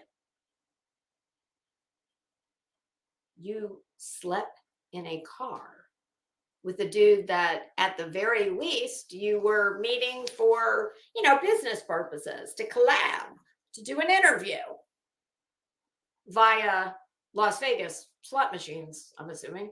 Not that there's anything wrong with that, but Betty, you got to raise your standards, girl. Come on. A date in a car? I mean, and just because I said a date does not mean it was a date. I didn't say Tinder date. I said date. I'm late for a very important date. No time to say hello, goodbye. I'm late. Oh, and then he cites a case, which I'm not going to read. Bullhorn Betty's interpretation is strained when she knows she did, in fact, sleep in a car with Dolly Vision. Truth is also a defense. I would say it's the ultimate. Well, I'd like to say it's the ultimate defense, but that probably wouldn't be accurate. In a perfect world, it would be. Falsity is an element of the claim. Your Honor, there does appear to be a pattern emerging here. Bullhorn Betty did sleep in a car with Dolly Vision.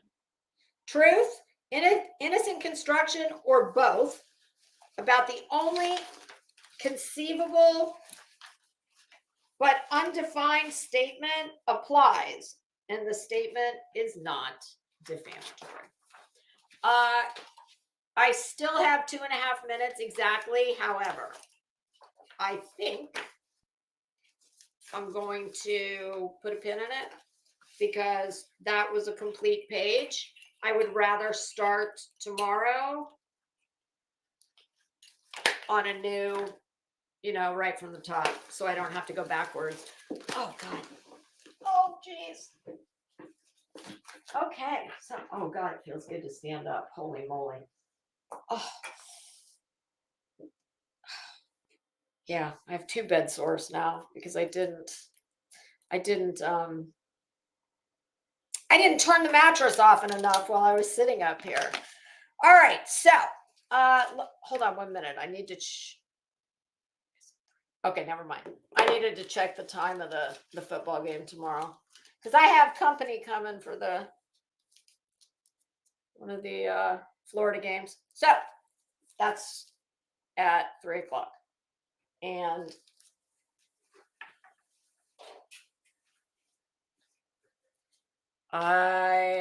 let's try for. I actually got through several.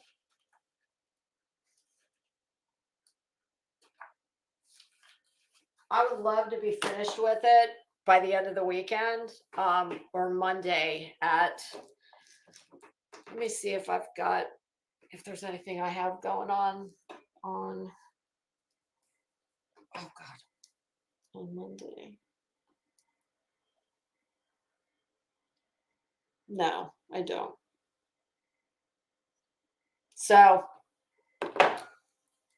tomorrow at some point, I'll do a thumbnail as soon as I decide what time. I usually get up pretty early, guys. So I think what I'll do is this one will likely, tomorrow we'll likely get together, quite a bit earlier than usual. So maybe,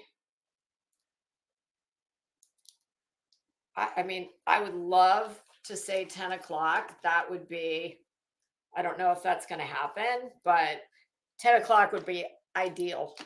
So we'll play it by ear. And the earlier I get up, the earlier I will come in.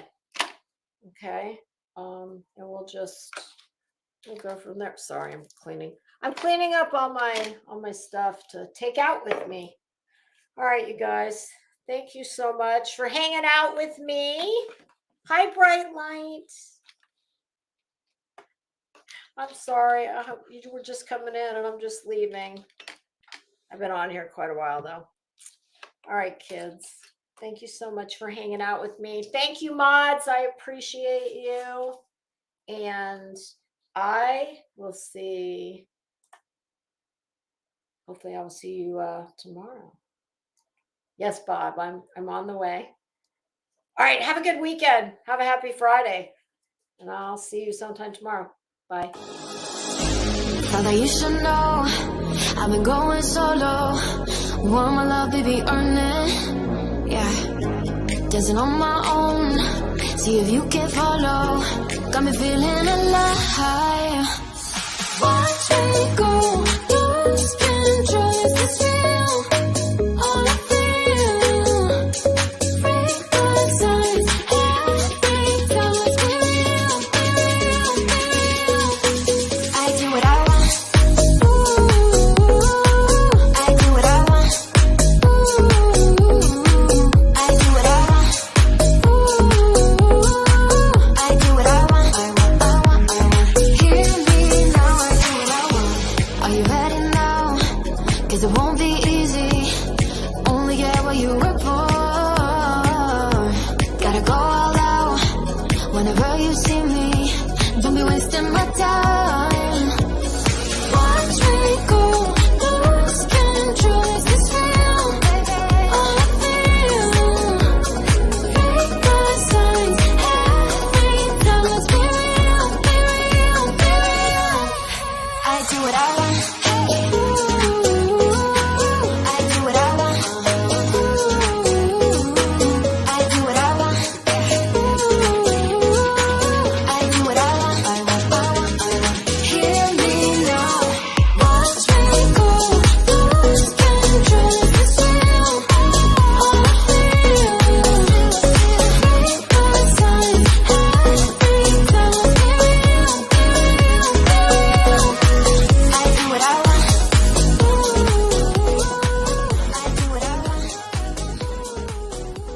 Good morning. What's new, pussycat?